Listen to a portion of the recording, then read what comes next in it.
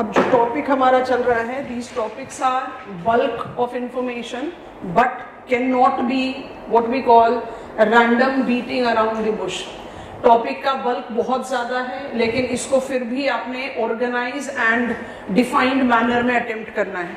And needless to say that these topics do have significant say when it comes to your environment, ecology, biodiversity, climate change, जो आपका general studies prelims paper 1 है का एक topic है, and it is also related to your general studies in main examination. तो काफी overlap है, and definitely as I said earlier also when I was mentioning the same thing, you do get question from Indian biodiversity, वो अभी हम नहीं पढ़ रहे हैं, that will be learning when we'll start with Indian physical setting, क्योंकि वहीं पर logically हम Ministry of Environment, Forest, Climate Change को incorporate कर पाएंगे, and that will give us the understanding of how India is moving towards environmental sustainability. Different terms है syllabus में, we have to take biodiversity conservation, sustainable development, how to organize all of them, that is what we are trying. So humans detrimental cause of growth, which we believed that it is development, but it has proven that it is not a development, because it has proved to be extreme, exploitive, and that is the reason we have started deriving out, or we have started experiencing detrimental outcome of it. So वो detrimental outcome इतना ज़्यादा high magnitude पर है कि now it is firing back on us also. So humans are also facing the heat of those detrimental, exploitive, extreme, destructive kind of growth momentum that we mobilize largely since industrial revolution.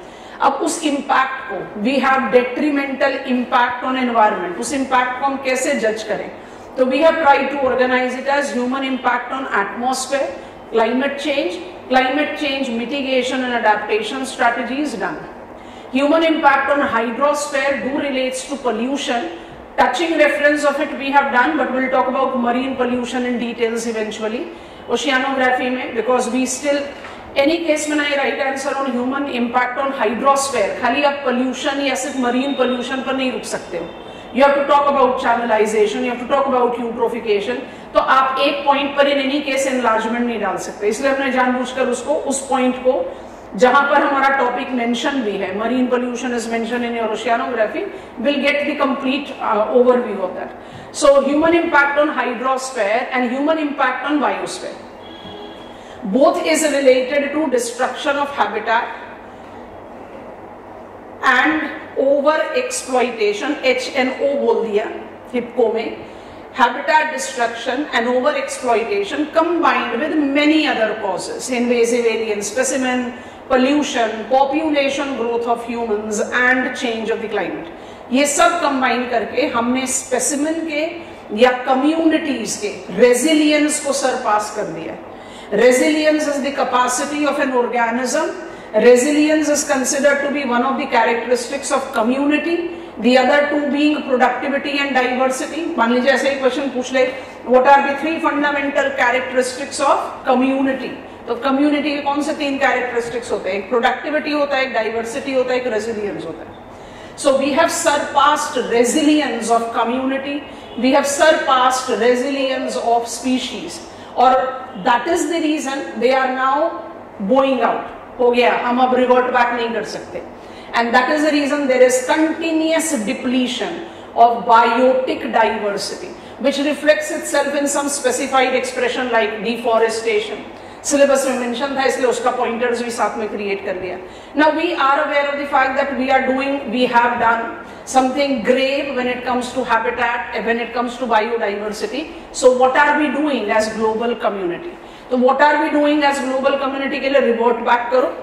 Environment management की बात हो, चाहे environment education और legislation की बात हो, आपको बात करनी ही चाहिए from classical modern to contemporary, क्योंकि environment management by default begins with, आप IPCC में भी वर्किंग ग्रुप 1 के बिना वर्किंग ग्रुप 2 और 3 का जस्टिफिकेशन नहीं अप्लाई कर सकते.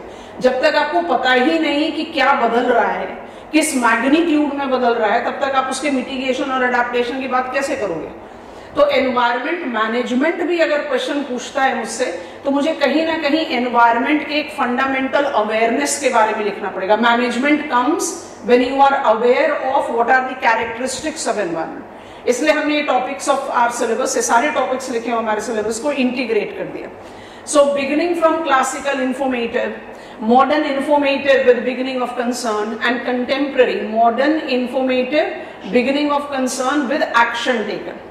I have taken United Nations Framework Convention on Climate Change as umbrella convention for climate change mitigation and adaptation. Of course we have Vienna Convention. अब हम pickup कर रहे हैं United Nations Convention on Biological Diversity, which is umbrella convention when it comes to biodiversity conservation. We have other tail enders. इन सारे tail enders को handle करेंगे one by one as global attempt towards conserving biological diversity. So let us begin there. आपको कल preliminary point पर हर कोई इसके बारे में बात कर रहा है. What are the biodiversity conservation approaches? Biodiversity conservation approaches are categorized as in and ex situ conservation. In situ conservation क्या होता है? जहां पर बायोडाइवर्सिटी नेचुरली बड़ी स्ट्रॉन्ग है. ये बड़ा इंपॉर्टेंट है, थोड़ा सा ध्यान से रखिए. In situ right at that place it correlate with protected areas which are considered to be cornerstone of biodiversity conservation. और एक्स सेतिव के बारे में बात करें तो it correlates to multiple things. जैसे आप जूलॉजिकल पार्क्स के बारे में बात कर सकते हो, बोटानिकल गार्डन्स के बारे में बात कर सकते हो. You are not talking about the conservation strategies that are associated with native location of biodiversity. ठीक है, अब इसको समझने के लिए क्या करते हैं? दोनों ही मेथड है. बोथ आर द अप्रोचेस और what are the methods. They both are methods. तो फर्स्ट पॉइंट ऑफ इंट्रोडक्शन में ये पता होना चाहिए, बड़ा एलिमेंट्री है. Both of them are the methods of biodiversity conservation. इन मेथड्स को अगर आपने कंपेयर करना है तो कैसे जज करोगे? कंपैरिजन में डाले तो हम कहेंगे एक्स सेतिव वर्सेस इन सेतिव. ऐसे करके सोच कर देखो. एक्स सेतिव कंजर्वेशन का अपना इंपॉर्टेंस है. जैसे हमने ऑर्गेनिजम्स इन कैप्टिविटी संभाल के रखा है, specimen which are extinct in wild. So it is very wrong for me to say कि भाई botanical gardens या zoological parks की value नहीं है. Of course है. You have got gene pool centers which are being applied. आज हम पढ़ेंगे उसके बारे में. Which अभी हमने जो इमेज ओपन कर रखा था वो Wabelow gene pool centers का ही है. When I take references of all these, we identify them to be the biodiversity hotspot area. तो एक ऐसा लोकेशन पिकअप करो जो नेचुरली बायोडाइवर्सिटी जोन है. और दूसरा एक कंडीशन पिकअप करो कि आप एज एन इंडिविजुअल या एक कम्युनिटी बहुत बायोडाइवर्सिटी ओरिएंटेड ग्रुप हो. अगर आप बायोडाइवर्सिटी कंजर्वेशन के लिए उस एरिया को सेलेक्ट करते हो जहां पर नेचुरल डाइवर्सिटी बहुत ज्यादा है, कुछ रेगुलेशंस देकर, कुछ प्रोहिबिशंस डालकर अगर आप वहां पर कंजर्वेशन अप्लाई करोगे तो शायद उसका इफेक्ट ज्यादा स्विफ्ट और पॉजिटिव आएगा. और किसी नए एरिया में जहां बायोडाइवर्सिटी लॉस खत्म हो चुकी है, बिल्कुल खत्म है, it's no nothing left out, totally desertified, आप वहां पर रीजेनरेट करने की कोशिश कर रहे हो तो आपका एफर्ट भी कंसिडरेबल है, बट उसका इम्पैक्ट इतना स्विफ्ट नहीं आएगा. In situ is much far reaching and swifter method, because यहां पर आप एग्जिस्टिंग बायोडाइवर्सिटी को नोटिफाई करके, एक्टिविटीज को रेगुलेट करके, प्रोहिबिट करके, ह्यूमन एक्टिविटीज की बात करें, you are trying to conserve biodiversity. So right where biodiversity prevails, यहीं पर आता है concept of hotspots, biodiversity hotspots. Will be talking about it. And ex situ multiple. मेरा टेरेस गार्डन भी एक सेतिव एग्जाम्पल है. Vertical gardens in urban area भी एक सेतिव एग्जाम्पल है. Creation of round about with the seasonal flowering plant in urban area भी एक situ है. So you can have multiple examples there, but in situ by default is much more swifter. तो ये तो एक elementary introduction हो गया. When I take reference of biodiversity conservation within an ex situ approaches, I identify it to be related to multiple conventions. अब इन conventions को chronologically adjust नहीं कर सकते, हम इनको adjust करेंगे जहां से बल्क ऑफ इंफॉर्मेशन रिड्यूस होता चला जाएगा, ठीक है। So which are the conventions, global conventions that can be considered when it comes to biodiversity conservation. अब इसमें इन सेतियों और एक्स सेतियों में कितना ओवरलैप है वो धीरे धीरे क्लैरिटी में आता जाएगा। तो I am not following chronology, I am following dominance. सारे ही डोमिनेंट है जिसमें मुझे इंफॉर्मेशन का डिक्रीजिंग ऑर्डर मिलता है। तो it is UNCBD followed on by, आप कोई भी सीक्वेंस ऑफ चॉइस ले सकते हो, CITES, क्योंकि यहां पर मुझे IUCN की इंफॉर्मेशन मिलेगी, red book, and that will give me the understanding of the magnitude of loss that we are suffering. तो थोड़ा ज्यादा इलाबोरेट अप्रोच ऑफ स्टडी हो जाता है। CITES के साथ आप एसोसिएट करते हैं ट्रैफिक को भी। तो we do have got some of the important provisions that we can take. Sequence आप कोई भी पिकअप कर सकते हो, इट्स नो कंपल्शन कि आपको इसी सीक्वेंस में जाना है। CMS,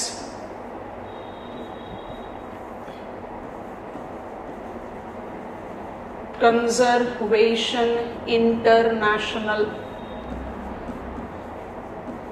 ये जानबूझकर ऐड किया गया है इस लेवल पर क्योंकि आप इसको बायोडाइवर्सिटी हॉटस्पॉट्स के साथ एसोसिएट करेंगे and that will give you a backward link जो हमने डिले करा हुआ है अपने स्टडी में, which relates to gene pool centres, ठीक है।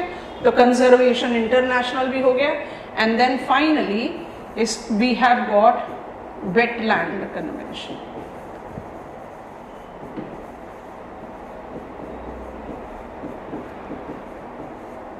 अब इनको मिक्स मैच करने का कोई मतलब नहीं है, सबको अलग अलग से पिकअप करते हैं।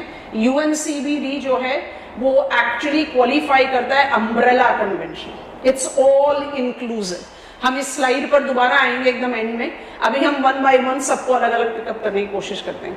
तो United Nations convention on biological diversity UNCBD was one of the 3 conventions that were outcome of Earth Summit Rio de Janeiro.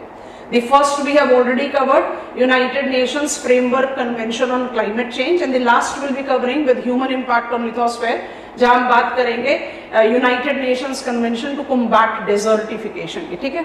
Now when I take reference of UNCBD किस तरीके से एक अम्ब्रेला कन्वेंशन के तौर पर इवॉल्व हुआ। So I am creating the pointers, आप फटाफट इसको मेरे साथ कॉपी डाउन करते जाओ। United Nations convention on biological diversity 1993 onwards आप इसको जस्टिफाई करते हैं। What is meant by ecosystem services? Ecosystem services are defined to be the services that is played by ecosystem, the highest hierarchical biological system. Why you and me should be concerned about ecosystem services? Because ecosystem services includes provisioning services. Services top पर लिखा है इसलिए बार बार नहीं लिख रहे. Regulating services, cultural services and supporting services.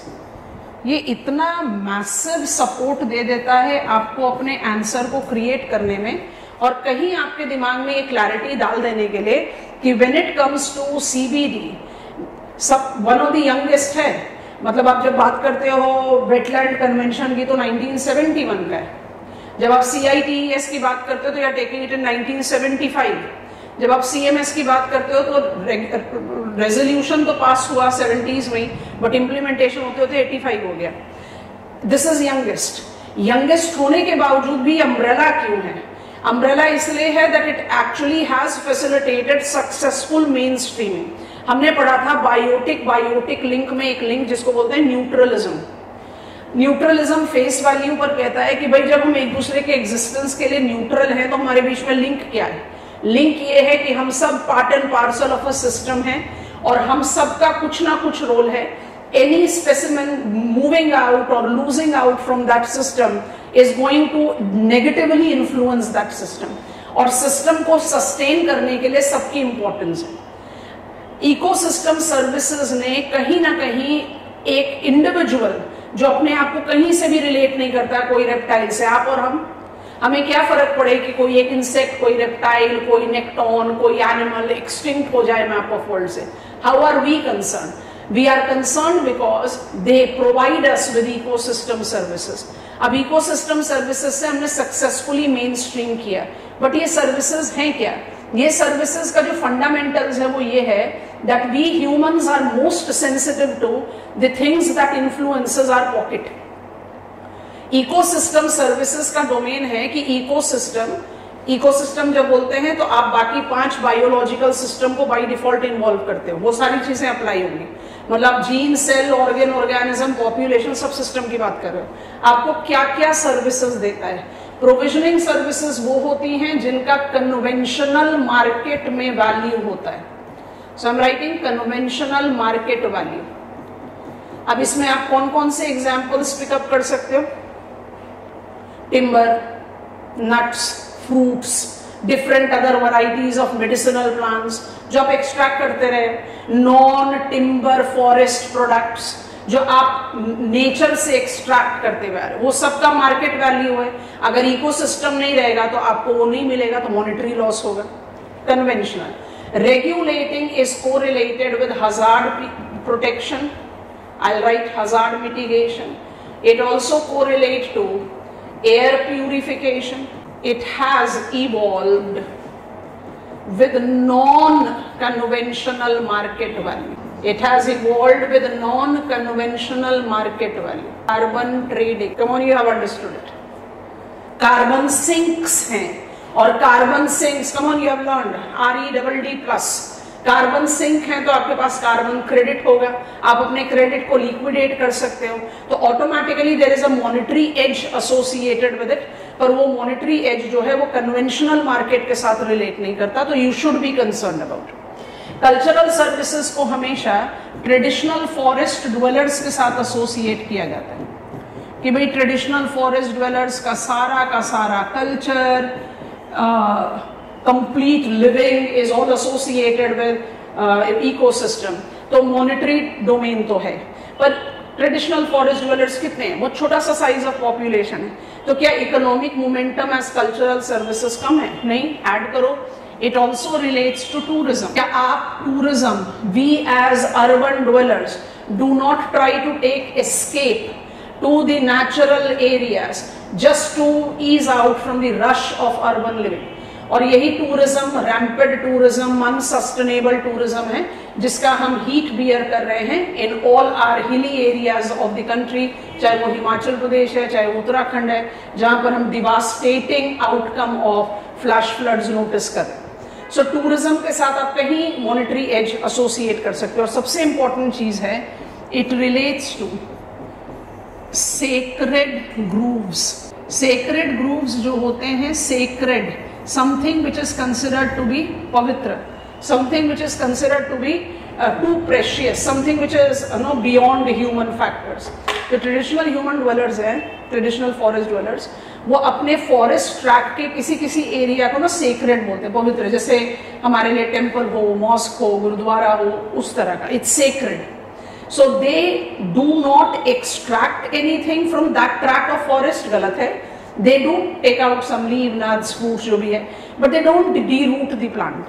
तो sacred groups जो हैं वो कहीं ना कहीं एक साइंटिफिक बैकग्राउंड या साइंटिफिक फील्ड प्रोवाइड करते हैं.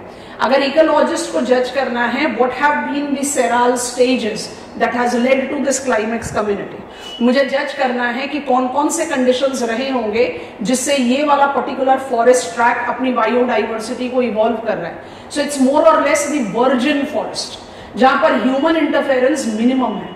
So it provides you with that scientific exploration which helps us in further understanding कि क्या क्या habitat conditions हैं जो हम conservation में apply कर सकते हैं. तो sacred grove is also very important domain of cultural services and supporting services. तो यहाँ पर monetary domain आ गया. Supporting services is conditions that is required. Ecosystem ही तो वो condition generate करता है जिससे soil genesis होती है, जिससे प्लांट्स का ग्रोथ होता है. अगर इकोसिस्टम ये कंडीशंस ना प्रोवाइड करे तो ना तो सॉइल का जेनेसिस होगा, ना प्लांट्स का ग्रोथ होगा, और दोनों की ही एब्सेंस में ह्यूमन एग्जिस्टेंस तो बिल्कुल भी नहीं हो सकता। सपोर्टिंग सर्विसेज बबल में डाल देते हैं, is the only ecosystem service जिसका अभी कोई मॉनेटरी वैल्यू आप जज आउट नहीं कर सकते। मतलब मॉनेटरी वैल्यू मुझे नहीं समझ में आता इसमें। It is not related to any type of monetary value. We are yet to ascertain कि वो कंडीशन जो प्लांट ग्रोथ को सपोर्ट करे, या वो कंडीशन जो सॉइल जेनेसिस को सपोर्ट करे, या इंसेक्ट्स, रेप्टाइल्स और एनिमल्स की सर्वाइवल को इंश्योर करे, उनको हम क्या मॉनेटरी टैग दें कि इसका एमआरपी ये होगा, अभी हमने नहीं किया। Supporting services are yet to be given monetary tag, बाकी सब में मॉनेटरी टैग अप्लाई। सीबीडी कहती है loss of ecosystem services is synonymous to loss of biodiversity and thus we should take biodiversity conservation to our stride. अब अपने point को कैसे prove करें कि भाई बायोडाइवर्सिटी कंजर्वेशन जो है वो मेन स्ट्रीम हुआ, हमने कहा इकोसिस्टम सर्विसेज की वजह से मेन स्ट्रीम हुआ। तो सीबीडी के, आई राइट इट हियर, सीबीडी में आज की डेट में हमारे पास 196 पार्टीज हैं। पार्टीज आपको बता दिया है ना, we are members of CBD. उसमें 170 कंट्रीज ने national strategic biodiversity action plans mobilize किए हुए। National strategic biodiversity action plan. ये पॉइंटर्स हम हमेशा मिस करते हैं जब हम सीबीडी के बारे में पढ़ते हैं या हम उनके बारे में आंसर लिखते हैं। ये ए और बी के बाद अब सी पॉइंट भी ऐसा है जिसको हम नॉर्मली मिस आउट करते हैं। Let me just get on their. फिर डी एंड ई सब बच्चे लिखते हैं। National strategic biodiversity action plan of these 170 countries, India is also one. So हम CBD की compliance में अपना national biodiversity action plan mobilize कर चुके हैं। हमारा बायोडाइवर्सिटी कंजर्वेशन अप्रोच जो है उसको आप रिलेट करते हो ministry of environment, forest, climate change से। Will talk about that later. So we have successfully mainstream. नहीं तो इतने सारे पार्टीज क्यों national strategic biodiversity action plan को लेकर चलते हैं। अच्छा, UNCBD Part C. When I take reference of UNCBD as umbrella convention, तो मुझे एसोसिएट करना पड़ेगा इसको एक और पॉइंट से, वो है प्रोटेक्टेड एरियाज इंटीग्रेशन। ये protected areas integration with specification बहुत इंपॉर्टेंट है। Is traced back since 2002। तो अपने दिमाग में इसका कोई मिस इंटरप्रेटेड कंक्लूजन नहीं ड्रॉ करना है। हम बिल्कुल भी नहीं कह रहे कि वर्ल्ड में protected areas as in wildlife refuge, national parks, wildlife sanctuaries जिसको बोलते हैं, wildlife sanctuaries, national parks, biospheric reserves, इन सबको protected area in situ conservation में डालते हैं। प्रोटेक्टेड एरियाज की शुरुआत 2002 से नहीं हुई है। अगर आप एग्जांपल ले इंडिया का, तो हमारा जो कॉर्बेट नेशनल पार्क है वो तो कॉलोनियल टाइम से, बिगिनिंग ऑफ 20th सेंचुरी से। और यूनेस्को का जो मैप साइट्स है, man and biosphere and world heritage convention के जो नेचुरल साइट्स हैं, उन सब की शुरुआत 1975-77 से हुई है। तो हम बिल्कुल भी नहीं कह रहे कि प्रोटेक्टेड एरियाज वर्ल्ड या इंडिया में 2002 ऑनवर्ड्स डेवलप होने लगे, नहीं। सीबीडी ने इन सितु कंजर्वेशन को अपने स्ट्राइड में लिया और प्रोटेक्टेड एरियाज को part and parcel of CBD को अप्लाई किया। इन सितु आपको पहले लिखवा दिया तो दोबारा नहीं लिखवा रहे। प्रोटेक्टेड एरियाज का इंटीग्रेशन सीबीडी में होना शुरू हुआ है 2002 से। सिर्फ इंटीग्रेशन है नहीं, स्पेसिफिकेशन है। अब ध्यान से सुनना हम क्या कर रहे हैं। ये स्पेसिफिकेशन को आपको याद रखना है एज 5+1। अब जो हम लिस्ट क्रिएट कर रहे हैं उसको क्रिएट करो, फिर हम समझा रहे हैं। प्रोग्राम ऑफ वर्क, इसको बोलते हैं POW। सो मेरा पहला है POW फॉर फॉरेस्ट, दूसरा है POW फॉर डेजर्ट्स, तीसरा है POWs फॉर ग्रासलैंड, चौथा है POW फॉर आइलैंड्स, पांचवा है POW for mountain. And what is +1? +1 is POW on traditional ecological knowledge. सुना है? TEK, traditional ecological knowledge, TEK. जितने प्रोटेक्टेड एरियाज हैं मैप ऑफ वर्ल्ड में, उन सबको हमने इंटीग्रेट किया. और actually in HE biodiversity target, वो तो हिस्टोरिकल हो गया, we have supplemented it with Kunming Montreal biodiversity framework. HE biodiversity target में भी टारगेटेड कि हम प्रोटेक्टेड एरियाज को टेरेस्ट्रियल हैबिटेट में 13% तक इंक्रीज करेंगे और एक्वाटिक हैबिटेट में 10% तक. मतलब टोटल टेरेस्ट्रियल हैबिटेट का 13% प्रोटेक्टेड एरियाज में रहना चाहिए और टोटल एक्वाटिक हैबिटेट का 10% प्रोटेक्टेड एरियाज में रहना चाहिए. तो इंटीग्रेशन किया, मोबिलाइजेशन किया कि protected areas have to be with more priority because we need to safeguard biodiversity. अब ये POW क्या है?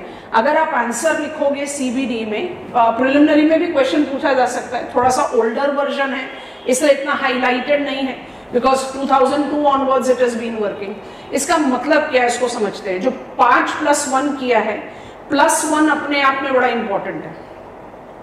पहली बार आप ये रिकग्निशन दे रहे हो और ये कौन सा सर्विस होगा आप जरा जल्दी से बता देना सुनने के बाद. हम +1 की बात कर रहे हैं. Program of work on traditional ecological knowledge was based on the realization कि अगर हम ट्रेडिशनल फॉरेस्ट ड्वेलर हैं तो हम अपने A to Z रिक्वायरमेंट के लिए नेचर पर डिपेंडेंट हैं. और आज नहीं, it has been since generations that we are dependent. In spite of that we are very well managing it, क्योंकि आप डिनाइयल ऑफ यूज नहीं कर रहे. You are saying use biodiversity but conserve it. So आप denial of use को support नहीं कर रहे. TEK को मेन स्ट्रीम करना या TEK के लिए प्रोग्राम ऑफ वर्क मोबिलाइज करना पहली बार अटेम्प्ट था. ग्रास रूट पीपल की नॉलेज को एक्नॉलेज करना कि नॉलेज सिर्फ उसके पास नहीं है. और मेरे ख्याल से आप सब अग्री करोगे इससे. हाइपोथेटिकली मान लीजिए कि I am PhD holder in agriculture और मान लीजिए आपने अपने ग्रैंडफादर से फादर को देखा है एग्रीकल्चरल फील्ड पर काम करते हुए and you don't hold any degree in agriculture. मेरी नॉलेज की प्रैक्टिकलिटी आपकी नॉलेज की प्रैक्टिकलिटी से बहुत कम हो. बिकॉज मेरी नॉलेज क्या है? बुकिश है, लैब सिटिंग है. आपकी नॉलेज क्या है? प्रैक्टिकल है. Traditional ecological knowledge have been given recognition as the true momentum, practically utilized way, जिसमें आप use भी कर रहे हो, conserve भी कर रहे हो, and you are saving it for the future generation. You are not disturbing the habitat, and that is the reason POW for TEK was mobilized. हमने कहीं traditional forest dwellers के efforts को, उनकी knowledge को recognition दिया. This was very important purview of bottom up approach in biodiversity conservation. कि सब कुछ यूनाइटेड नेशंस एनवायरमेंट प्रोग्राम करे या यूनाइटेड नेशंस डेवलपमेंट प्रोग्राम करे या यूनाइटेड IPCC करे ना. Let the people do it because they have been doing it. हम सिर्फ उसको एक्नॉलेज नहीं कर रहे. और ये जो 5 है ये कह रहा है कि अगर हम सबको एक कॉमन एलिमेंट है, हम सबके सर में दर्द हो रहा है, तो क्या हम सबके लिए एक ही मेडिसिन काम कर जाएगी? किसी को सैराडोन से आराम मिलेगा, किसी को डिस्प्लिन से मिलेगा, किसी को उसी से ही फोबिया हो जाएगा. इसका मतलब प्रॉब्लम सबकी एक ही है. चाहे फॉरेस्ट बायोडाइवर्सिटी है, ग्रासलैंड है, डेजर्ट है, आइलैंड है, माउंटेन है, प्रॉब्लम सबकी है बायोडाइवर्सिटी लॉस. बट उसका जो रेमेडियल मेजर होगा वो अलग होगा. Because what will work for a desert will not work for forest. What will work for mountain will not work for island. I think you are understanding. अब इस term का मतलब समझ में आ गया? POW on forest ecosystems, POW on desert ecosystem का क्या मतलब है? जितने protected area forest oriented है, जितने प्रोटेक्टेड एरिया डेजर्ट ओरिएंटेड है, जितने प्रोटेक्टेड एरिया ग्रासलैंड माने सेमी एरिड क्लाइमेट ओरिएंटेड है, जितने protected area island and mountain oriented, उन सब का बायोडाइवर्सिटी कंजर्वेशन अप्रोच कस्टमाइज्ड होना चाहिए. It can not be a general medicine, biodiversity conservation कर रहे हैं। आई hope you have understood. CBD पर आंसर लिखते समय ये 3 पॉइंट नहीं आए तो आपका आंसर इनकम्प्लीट है। इकोसिस्टम सर्विस अपने आप आपके सपोर्ट में बहुत हाई स्ट्रांगली आएगा कि why we should be concerned as global community towards loss of biodiversity, because loss of biodiversity is leading to loss of ecosystem services. आपका आंसर आपकी पकड़ में है, आप उसको छोड़ ही नहीं रहे हो। आपने 4 पॉइंट में अपने सारे केस स्टडी डाल के एक्सीलेंट आंसर तैयार कर दिया। तो इकोसिस्टम सर्विस अपने आप में हमारे कंट्री में we are running a regional development programme, पढ़ेंगे रीजनल प्लानिंग में, उसको कहते हैं हिल एरिया डेवलपमेंट प्रोग्राम। शुरुआत हुई थी 1970 से नीलगिरी में, अब तो all hill areas.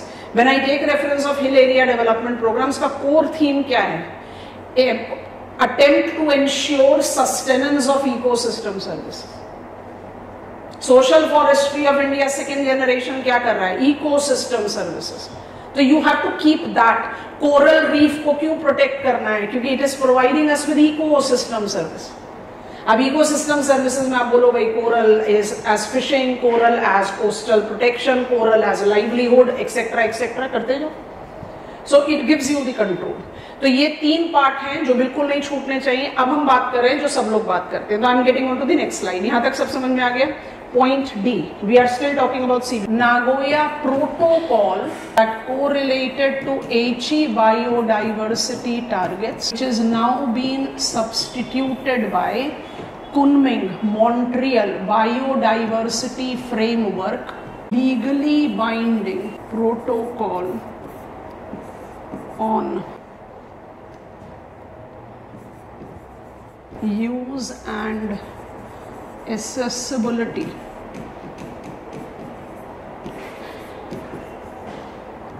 of genetic diversity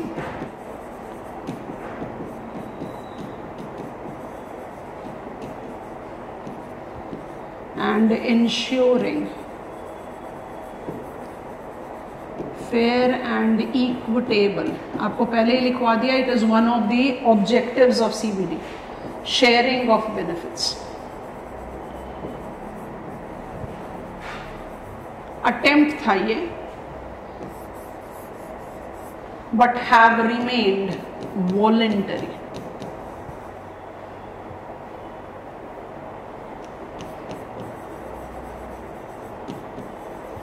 conferences of parties CBD के हर 2 साल में हुए। जब Nagoya protocol, Nagoya is in Japan, लिख लो, फिर 2 मिनट रुको, हम समझा देते हैं। Nagoya is a city in Japan. Benchmarking किया गया, लिख लिया आप लोगों ने? अब जरा ध्यान से सुनना। नागोया में जब कॉन्फ्रेंस ऑफ पार्टी हुई, नागोया में कॉन्फ्रेंस ऑफ पार्टी हुई थी 2010 में। 2010 में कॉन्फ्रेंस ऑफ पार्टी, COPs ऑफ CBD have been held every second year. इसलिए उसकी लिस्ट ऑफ COPs कम है। CBD अपने आप में एक वॉलंटरी कन्वेंशन है and it worked or it mobilized itself as voluntary। पर जब कॉन्फ्रेंस ऑफ पार्टी 10 हुई इसकी नागोया में, तो नागोया प्रोटोकॉल को फाइनलाइज करने की कोशिश की गई। नागोया प्रोटोकॉल एग्जिस्ट कर रहा है अभी। Nagoya protocol was attempted to be made legally binding, कि जितने भी जेनेटिक रिसोर्सेज हैं उनकी अवेलेबिलिटी और एक्सेसिबिलिटी को इंश्योर किया जाए, ताकि आप खुद सोच कर देखो कि मान लो कि हम अपने कंट्री में एक सदर्न हिल्स में चले जाएं, नीलगिरीज में, वहां there are multiple extreme high value medicinal plants हैं। उन पर पहला राइट तो ट्रेडिशनल ड्वेलर्स का होना चाहिए। अब कॉर्पोरेट्स के पास पॉलिटिकल पावर ज्यादा है, टेक्नोलॉजिकल पावर ज्यादा है, वो इंडिजिनस पॉपुलेशन को बहुत आराम से सप्रेस कर सकते हैं, and they can snatch the right of the traditional dwellers and can mobilize over exploitation, क्योंकि उनकी एक्सप्लॉइटेशन कैपेसिटी बहुत स्ट्रांग है। ट्रेडिशनल ड्वेलर्स की तो एक्सप्लॉइटेशन कैपेसिटी क्या है? मैनुअल है, सेल्फ कंजम्पशन के लिए है। तो जब हम कहते हैं ना जेनेटिक रिसोर्सेज की availability and accessibility and benefit sharing among all stakeholder, तो हम ये सिर्फ ट्रेडिशनल ड्वेलर्स की राइट्स को प्रिजर्व नहीं कर रहे, वी आर इंश्योरिंग कि over exploitation. So Nagoya protocol basically marked up कि हम इसको लीगली बाइंडिंग प्रोटोकॉल बनाते हैं ताकि हम इसको स्ट्रिक्टली इंप्लीमेंट कर सकें। और 2 साल के बाद जब कॉन्फ्रेंस ऑफ पार्टी होनी थी 2012 में, इंडिया में हुई हैदराबाद में, तो 2 साल के बाद जब आप दोबारा मिले तो ये डिसाइड हुआ, टेक एक stand of India It's called Hyderabad Pledge. India like country, majority of the country, कुछ 70 कंट्रीज ने इसको साइन कर दिया as legally binding, but majority of the country, more than 100, India included, हम रिकॉग्नाइज करते हैं कि नागोया प्रोटोकॉल चाहिए। हम रिकॉग्नाइज करते हैं कि नागोया प्रोटोकॉल के प्रोविजंस बिल्कुल ऑथेंटिक, जेन्युइन है, एंड इट विल वर्क और will have it's impact long way in conserving biodiversity while protecting the rights of traditional dwellers. But इसको legally binding कैसे करोगे? अगर मैंने नीलगिरी के इंडिजिनस लोगों को या उनके राइट को सप्रेस कर दिया because corporate has taken over due और undue significance because of the power that they have, तो इसमें क्या यूनाइटेड स्टेट्स ऑफ अमेरिका आकर मुझ पर इंटरवीन करेगा? एयर पोल्यूशन या वाटर पोल्यूशन में लीगली बाइंडिंग समझ आता है, बायोडाइवर्सिटी कंजर्वेशन में लीगली बाइंडिंग समझ में नहीं आता, that too with the international purview. So Hyderabad Pledge was majority of the parties of the convention ratified Nagoya Protocol but as voluntary. तो नागोया प्रोटोकॉल वॉलंटरी तौर पर एग्जिस्ट कर रहा है और उसी समय पहली बार हमने बेंचमार्किंग किया. बेंचमार्किंग बड़ा कॉमन टर्म है, अगर आप रीड करते रहे हो तो you must have come across it. Benchmarking का मतलब होता है टारगेट सेट करना, इस समय तक ये वाला काम कर देंगे. तो 2020-30 देयर वर मल्टीपल टारगेट्स, हम उनको स्ट्रैटेजिक गोल ABCDE बोलते थे. HE बायोडाइवर्सिटी टारगेट्स आउटलाइन किए गए और इन टारगेट्स को अचीव करने का डेट रख दिया गया 2020 से 30 के बीच में 5 स्ट्रैटेजिक गोल. ये बेंचमार्किंग पहली बार की गई, that will try to cover it up by 2020 majority of them and some of them by 2030. HE नाम कहां से आया? India, Uttar Pradesh, Lucknow. Japan, Aichi prefecture, Nagoya. Japanese political sub unit को प्रीफेक्चर बोलते हैं, जैसे हम कहते हैं स्टेट्स एंड यूनियन टेरिटरीज, और उसी में मेगा सिटी है नागोया. तो एची प्रीफेक्चर में नागोया है जहां ये कॉन्फ्रेंस ऑफ पार्टी हुई थी, इसलिए इसको एची बायोडाइवर्सिटी टारगेट बोलते हैं और नाम का कोई मतलब नहीं है. When we take up the reference of present perspective, आप नागोया प्रोटोकॉल को एग्जिस्ट करवाओ but HE biodiversity target is gone, अभी ये एग्जिस्ट नहीं कर रहा. तो क्या हमने बेंचमार्किंग या बायोडाइवर्सिटी टारगेट्स के लिए जो जो काम किए थे सब जीरो हो गए? नहीं. It has been renamed and revamped as Kunming Montreal biodiversity framework, जिसमें आप 2030 से 2050 के बीच में अपने फ्यू ऑब्जेक्टिव्स को स्पेसिफाई कर रहे हो. कौन से ऑब्जेक्टिव है जल्दी से लिखेंगे, उसके बाद हम इसको अप्लाई आउट करते हैं. Kunming Montreal biodiversity framework targets,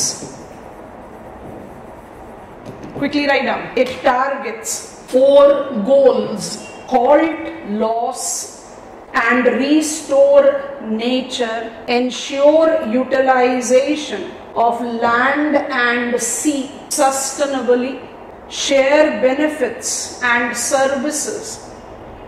वही बात है, आपको पता है, it's more or less the same. Share benefits and services among all stakeholders, mobilize necessary resources. 23 different targets by 2050. अब स्टार मार्क करके पॉइंट लिखिए. Devised in 2022, Kunming Montreal Biodiversity Framework sustains indigenous community at the center of biodiversity conservation. At the center of biodiversity conservation. Bracket में क्या लिख सकते हो? Bracket में क्या लिखोगे? बैकवर्ड लिंक से किससे रिलेट कर रहा है ये? 2002 के POW ऑफ TEK लिख लो ब्रैकेट. कोई भी कन्वेंशन या कोई भी प्रोटोकॉल इवॉल्व होता है. आप कोई भी पॉलिसी को फ्रेम करके जब इंप्लीमेंट करते हैं, देन यू रियलाइज कि इसमें क्या प्रैक्टिकलिटी है, क्या चीजें हैं जो प्रैक्टिकल नहीं है, या क्या चीजें हैं जो उस समय प्रैक्टिकल थी अब प्रैक्टिकल नहीं है. तो you need to mould it. So there is moulding which is going on. अच्छा, आप 4 टारगेट, 4 गोल बोलते हैं, 23 टारगेट बोलते हैं. 4 गोल्स को अगर रीड करो तो 3 गोल्स तो वही हो गए जो CBD के थे. एक चौथा डिफरेंट क्या हो गया भाई, रिसोर्स इकट्ठा करो ताकि आप ये 23 टारगेट को 2050 तक कवर अप कर पाओ। तो 23 टारगेट्स हैं subdivision of the 4 goals that are there.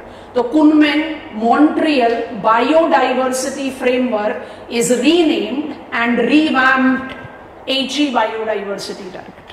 Simple. और इसको आप अप्लाई कब से कर रहे हो? 2022। अब हम आगे ई पर, इसको थोड़ा सा श्रिंक कर देते हैं। ये हो गया Nagoya protocol HE biodiversity target. Now you will not write about it, but आपकी नॉलेज में होना चाहिए। We have revamped it as Kunming Montreal. ठीक, ओके। अब हम आ गए फाइनल स्टेप ऑफ CBD में। जब आप फाइनल स्टेप ऑफ CBD में आते हो ई, it goes with Cartagena Protocol on Biosafety. Cartagena Protocol on Biosafety is legally binding. It has been the outcome of extraordinary meetings. मतलब ये meetings outside conferences of parties हुई हैं, अलग से meetings हुई हैं। Cartagena Protocol was adopted in year 2000 and came into force in 2003. तो हम सिर्फ coming in force in 2003 लिख देते हैं यहाँ पर। extraordinary meetings का outcome है। and what is the reason that it is extraordinary? It is centered around LMOs and GMOs. Cartagena Protocol on Biosafety aims at ensuring that production, utilization, trade of LMOs, living modified organisms, and GMOs, genetically modified organism, must not threaten थोड़ा सा misleading term हो जाएगा, अभी थोड़ी देर में समझा रहे हैं क्यों। challenge natural biodiversity already काफी challenged है, and thus it establishes AIA and BCH. AIA and BCH. AIA को बोलते हैं Advanced Informed Agreement, which is mandatory, and BCH को बोलते हैं Biodiversity Clearing House Mechanism. This is voluntary. भी समझा रहे हैं, पहले लिख लो, और इसमें बस एक concluding star mark pointer develop कर सकते हैं। उसको बोलते हैं Nagoya Kuala Lumpur supplementary protocol on liability and redressal to Cartagena protocol on biosafety. Liability and redressal of Cartagena protocol on biosafety. इसको कितनी लायबिलिटी दी जाए, किसका कितना स्टेक डिसाइड किया जाए, ताकि कार्टेजेना प्रोटोकॉल को, यहाँ पर भी बेंचमार्किंग 2050 है, आप 2050 तक उसको फुली फ्लेजेडली उसका आउटकम जनरेट आउट करना शुरू कर दो। पेन ड्रॉप कर लो, मतलब आप कार्टेजेना प्रोटोकॉल को रीनेम नहीं कर रहे हो, आपने कार्टेजेना प्रोटोकॉल का एक डायमेंशन अप्लाई किया, सप्लीमेंट्री प्रोटोकॉल। नागोया समझा दिया है, Kuala Lumpur is the capital city of Malaysia, क्योंकि अलग अलग कॉन्फ्रेंसेस ऑफ पार्टीज में नेगोशिएशन है, उसके बाद कंक्लूजन होता है, तो इसी हिसाब से नाम देते हैं। जैसे Kunming is the town in China and Montreal is town in Canada. So Kunming, Montreal, तो सिटीज के नाम पर नाम आता है। कार्टेजेना प्रोटोकॉल जो है वो CBD का सिनोनिमस नहीं हो सकता, पर वो उसका टेल एंडर है। सिनोनिमस क्यों नहीं हो सकता? Because Cartagena protocol is not about natural biodiversity, it is about the biodiversity that we have generated because of biotechnology. कल भी आपको समझाने की कोशिश की थी, बायोटेक्नोलॉजी को हम डिनाई नहीं कर सकते। Biotechnology precisely creates a mandatory thing in the present scenario, चाहे फूड सिक्योरिटी देना हो, चाहे अपग्रेडेशन ऑफ जेनेटिक नो से depleted genetic characteristics of any specimen हो, आई डू नीड बायोटेक्नोलॉजी। तो डिनाइल ऑफ यूज यहां भी नहीं। Cartagena protocol on biosafety simply ensure करना चाहती है कि आप प्रोड्यूस करो, आप सेल करो, आप ट्रेड करो, आप यूटिलाइज करो। LMOs, GMOs का इस्तेमाल करने में कोई परेशानी नहीं, but make sure it is sustainable enough not to influence detrimental outcome to natural biodiversity जो already pressure है। इसलिए Cartagena protocol as legally binding 2 approaches establish करती है जो वैलिड है आज भी। AIA और BCH को बड़े आराम से समझ सकते हो, एग्जाम्पल के साथ समझ। मान लीजिए कि हम दो लोग पार्टीज टू कार्टेजना प्रोटोकॉल है CBD, हमने ये लीगली बाइंडिंग प्रोटोकॉल साइन किया हुआ है। अब I as A have developed some LMO और उस LMO में I have shown leaps and bounds of increase। माने hypothetically I've utilized living modified organism in the cross breeding of animals, उसके बाद मेरा मिल्क प्रोडक्शन कंट्री में एकदम leaps and bounds बढ़ा। आप एज कंट्री भी इंस्पायर हुए इससे, तो आप चाहते हो कि आप वो LMO हमसे इंपोर्ट करो। So I become potential exporter, you become potential importer. AIA comes to play here. All the potential exporter have mandatory requirement of putting forth all pros and cons of utilizing that LMO, क्योंकि हमें normally क्या दिखाई देता है, दूसरे की success, challenge नहीं। उस LMO को यूज करने में आपको क्या क्या चैलेंजेस हैं जो बियर करने पड़े, उसका क्या क्या पॉजिटिव नेगेटिव आउटकम है। I should tell you everything as a potential importer and then you take informed decision to import. ये है AIA। इसका मतलब क्या है? इसका मतलब ये है that the potential importer is aware of the risk that is involved with that LMO to be imported in the territory and is ready to manage that risk and this is importing. तो ये तो है mandatory. BCH है voluntary.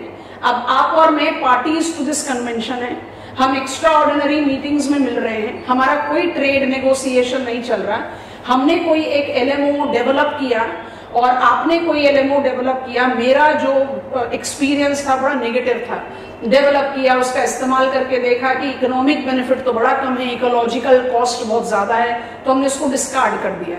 आपने कोई develop किया, आपने notice किया कि इकोनॉमिक बेनिफिट बहुत हाई है और इकोलॉजिकल लॉस लेस है, तो हम अपना एक्सपीरियंस शेयर करें एक दूसरे से। एक्सपीरियंस शेयर करने को आप कभी भी मैंडेटरी नहीं बता सकते। BCH is that experience sharing mechanism जिससे हम गलती रिपीट ना करें। एक कंट्री ने एक गलती करके उसको रेक्टिफाई कर दिया, तो why the other country will also invest in doing the same गलती। उसको आपने अपना एक्सपीरियंस बता दिया, ये वाला फेवरेबल नहीं, आप अपनी एनर्जी, पैसा, टेक्नोलॉजी दूसरी जगह लगाओ। So don't repeat the mistakes and try to work towards generating positive outcome of biotechnology. So BCH is experience sharing and AIA is mandatory information sharing between potential exporter and importer.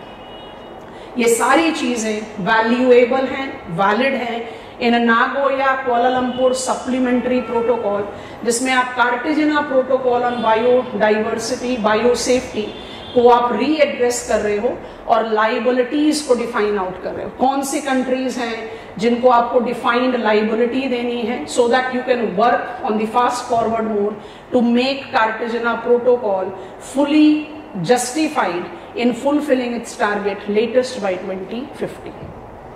5.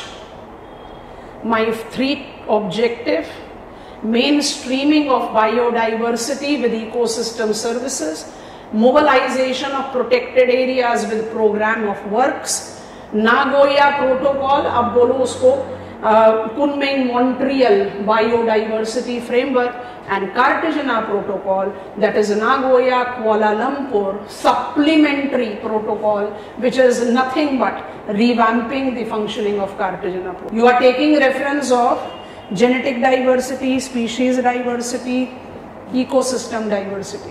You are talking about everything that correlates with biodiversity. चाहे वो protected area हो, चाहे उसकी services हो, चाहे traditional ecological knowledge हो, चाहे LMOs और GMOs हो। तो आप इसको अभी तो कंपैरिजन नहीं आएगा जब तक आगे नहीं बढ़ेंगे। हमारा जो पहला कन्वेंशन हमने डिसाइड करा कि कवर करेंगे वो है CBD, और CBD को हम बार बार कह रहे हैं कि भाई अम्ब्रेला कन्वेंशन है। अभी अम्ब्रेला कन्वेंशन कैसे होगा, जैसे ही हम आगे बढ़ेंगे अपने आप क्लैरिफाई होता जाएगा। I am putting forward to step number 2, फिर कंपैरिजन में जाते हैं। Is this clear? Step number 2 ले रहे हैं, CITES, डिटेल नाम लिखो, convention on international trade of endangered specific, convention on international trade of endangered specimen, CITES, ठीक है। स्लाइड क्रिएट कर। स्टेप नंबर 2 पर है हम, convention on international trade of endangered specimen, IUCN का इनिशिएटेड था। IUCN is functioning since 1963। IUCN मुझे red book देता है, अभी आपको रेड बुक से बिल्कुल फेमिलियर करवा देते हैं 2 मिनट में। IUCN के रेड बुक के डिमार्केशन पर CITES came into force in 1975. What exactly it aims at? It aims at ensuring कि trade of any endangered specimen should not increase its vulnerability. So by default, it provides variable degree of protection to specimen in accordance to their status.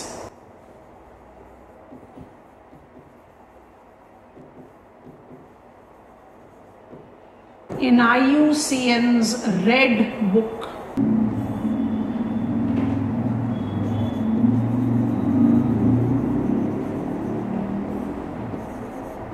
ये लिखवा दिया था आपको list में ही, star mark करके इसको साथ में जोड़ लेना। 1976 में we had the mobilization of trade related analysis of flora and fauna in commerce. उससे भी हम डेटा इवॉल्व आउट करते हैं along with red book to identify किस स्पेसिमेन को कितना प्रोटेक्शन देना है अंडर CITES। डिपेंड करता है उसका क्या स्टेटस है IUCN के रेड बुक में, सबसे इंपॉर्टेंट वो है। उसके अलावा what exactly is its status in the analysis of flora fauna in commerce। ठीक है, अच्छा IUCN को यहीं पर आप अपनी इंफॉर्मेशन या कंटेंट बिल्ड करने में डिमार्केट कर सकते हो। जैसे IPCC के साथ कहा, IPCC का अपना शेयर ऑफ कंट्रोवर्सी है, लेकिन IPCC ने बेस प्रोवाइड किया फॉर UNFCCC और सारे नेगोशिएशन IPCC के स्पेशल रिपोर्ट और असेसमेंट रिपोर्ट पर बेस्ड है। CITES का भी सारा फंक्शनिंग IUCN के रेड बुक पर है। रेड बुक को विजुअलाइज या पढ़ने के लिए, क्योंकि हम सबसे पहले चीज क्या डिमार्केट कर देते हैं, एंडेंजर्ड। हमारे दिमाग में से भी आता है एंडेंजर्ड, तो सिर्फ एंडेंजर्ड काम नहीं करता है, आप उसको किसके साथ काम करोगे तो ध्यान से नोटिस करना। इस इमेज को थोड़ी देर के लिए देखो और उसके बाद आप इसको कॉपी डाउन करो। IUCN's red list, red book, ठीक है। IUCN की रेड बुक को आप कैसे अप्लाई करो, जितने स्पेसिमेन हैं, जितने भी स्पीशीज हैं या स्पेसिमेन है, पहली कैटेगरी आप नोटिस कर रहे हो ऑल स्पेसिमेन। इसमें आप नॉट इवैल्यूएटेड लेबल नहीं करेंगे, इसको कोई नंबर नहीं देंगे। एक कैटेगरी है नॉट इवैल्यूएटेड, आउट हो गया, क्योंकि सारे स्पेसिमेन या सारी स्पीशीज को हम इवैल्यूएट अभी भी नहीं कर पाए। जैसे हमने आपको कहा benthic habitat, international seabed authority right देती है, it notes, it gives you notes, United Nations convention on laws of seas, oceanography में पढ़ेंगे। ISA इंटरनेशनल सीबेड अथॉरिटी, उसी का एक फंक्शनिंग आर्म है। ISA परमिशन देगी तब आप कॉन्टिनेंटल इकोनॉमिक शेल्फ से माइन कर सकते हैं बेंथिक पाइन। जैसे इंडिया को नोड मिल गया to mine polymetallic nodules, manganese nodules इसको बोलते हैं।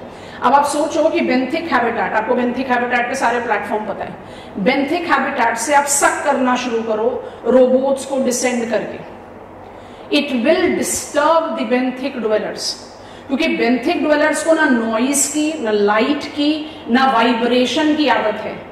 And there are so many examples of specimen in benthic habitat जिनके बारे में शायद हम जानते ही नहीं है।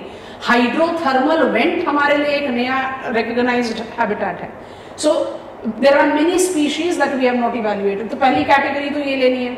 उसके बाद आएगा category evaluated. So we are concerned with evaluated, पर जब भी आप IUCN लिस्ट के बारे में बात करोगे तो कैटेगरीज आनी चाहिए। तो नॉन इवैल्यूएटेड हट गया। इवैल्यूएटेड में पहला कैटेगरी हुआ डेटा डेफिशिएंट। मुझे पता है कि ये स्पीशीज है, बट मुझे उसके बारे में कंप्लीट डेटा नहीं है, कहाँ पर है, कितने नंबर्स में है, उसका ज्योग्राफिकल रेंज क्या है। So there is data deficiency, तो हम उसको एनालिसिस पर नहीं डाल सकते। फिर आता है एडिक्वेट डेटा। अब यहां से आपको पिकअप करना है कैटेगरीज। जहां पर एडिक्वेट डेटा है वहां पर आपकी कैटेगरीज शुरू होती हैं। Category 1 least concern, category 2 near threatened, category 3 threatened, जिसके 3 सब कैटेगरी है, 3A, 3B, 3C।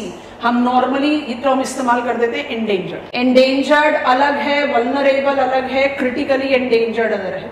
और फिर आपके पास आता है कैटेगरी 4 जिसका नाम है extinct in wild, and category 5 जिसका नाम है एक्सटिंक्ट। तो before you copy it down, जो चीज एक्सटिंक्ट हो गई उसका आप क्या कर पाओगे? जो चीज एक्सटिंक्ट हो गई, खत्म हो गई वर्ल्ड से, उसका आप क्या कर पाओगे? कुछ नहीं। तो फिर वो लिस्ट में क्यों है? क्योंकि एक्सटिंक्ट का कोई जरूरी मतलब नहीं है ना कि extinct from wild. Extinct from given location भी तो हो सकता है। चीता फ्रॉम इंडिया, हम रिवाइवल की कोशिश कर रहे हैं ना, तो extinct from a given habitat but still existing in other. इस तरह के स्पेसिमेन को आप IUCN के रेड बुक में सबसे हाई कैटेगरी ऑफ एक्सटिंक्शन में रखते हो। और अगर मेरा स्पेसिमेन EX की कैटेगरी में है तो CITES में उसको हाईएस्ट डिग्री ऑफ प्रोटेक्शन दिया। जैसे जैसे आप नंबर 5 से 4 से 3 में C, B and A, फिर 2 and 1 पर आओगे, automatically the level of protection provided will go on decreasing. I think you have understood. और डेफिनेशन कैसे जस्टिफाई करते हैं? आज की डेट में we are not having any problem, human population near threatened, challenges evolve हो रहे हैं, बट वेरी लाइकली फ्यूचर में अभी कोई प्रॉब्लम नहीं है, तो प्रोटेक्शन आप कम दोगे। Vulnerable, high risk of becoming endangered, endangered, high risk of becoming critical, critical, high risk of becoming extinct in wild, extinct in wild, high risk of becoming extinct. और जो एक्सटिंक्ट है उसको world से नहीं हटाना, तो एक टर्म लिख देते हैं यहाँ पर, वो आपको हेल्प कर देगा। You must have heard about this, extirpation. क्या होता है? लोकल और रीजनल एक्सटिंक्शन। जो स्पेसिमेन किसी एक एरिया से एक्सटिंक्ट हो गया, उनको आप कंसिडर कर रहे हैं यहाँ पर। अगर वो एक्सटिंक्ट ही हो गया वर्ल्ड से, फिर तो कुछ नहीं हो सकता। Extinct in wild, I am not having specimen left out in wild, they are only there in captivity. घड़ियाल बहुत अच्छा example, please copy down. Category बिल्कुल ऐसे ही बनेगी। CITES presently provides more than 30,000 specimen, a variable degree of protection in accordance to their status in IUCN's Red Book or Red List। तो क्या logic apply करेंगे? IUCN के red list में जहां पर इंक्रीजिंग रिस्क ऑफ एक्सटिंक्शन है, वहां CITES में ग्रेटर प्रोटेक्शन दिया जाएगा। एनी केस इंटरनेशनल बॉर्डर आप कहीं से भी क्रॉस करो, via air route, via water route और via land route, you have to declare living specimen if you are carrying, you can not go with green channel. तो कहने की जरूरत नहीं है कि CITES इज लीगली बाइंडिंग, आपको डिक्लेयर करना पड़ता है। आप सीड ले जा रहे हो, आप कोई इंसेक्ट ले जा रहे हो, आप शेल्स ले जा रहे हो, यू हैव टू डिक्लेयर। अगर वो परमिसिबल है तो आप डिक्लेयर करके निकल जाओ, परमिसिबल नहीं है तो फाइन पे करो, इलीगल है तो जेल जाओ। So it's legally binding. अब थोड़ा सा कंपैरिजन मोड में जाओ।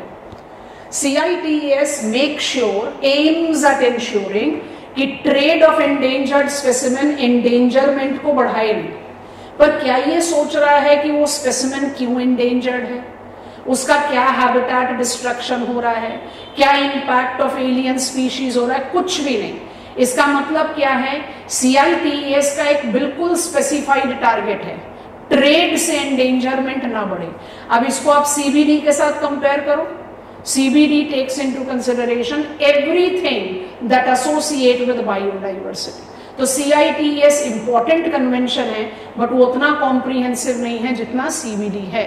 आई थिंक दिस मेक सेंस। वापस आते हैं बोर्ड पर। अब हमारी लिस्ट में कौन सा कन्वेंशन है? कन्वेंशन ऑन माइग्रेटरी स्पेसिमेन, इसको बॉर्न कन्वेंशन भी बोलते हैं। Convention on Migratory Specimen, Bonn Convention, 1985 में it came into being. It aims at protecting migratory specimen in their entire migratory corridors.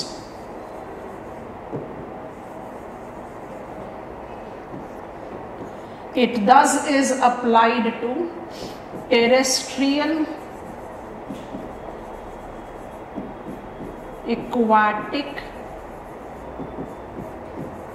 and aerial specimen, जिसमें aquatic और aerial specimen का range of migration big होता है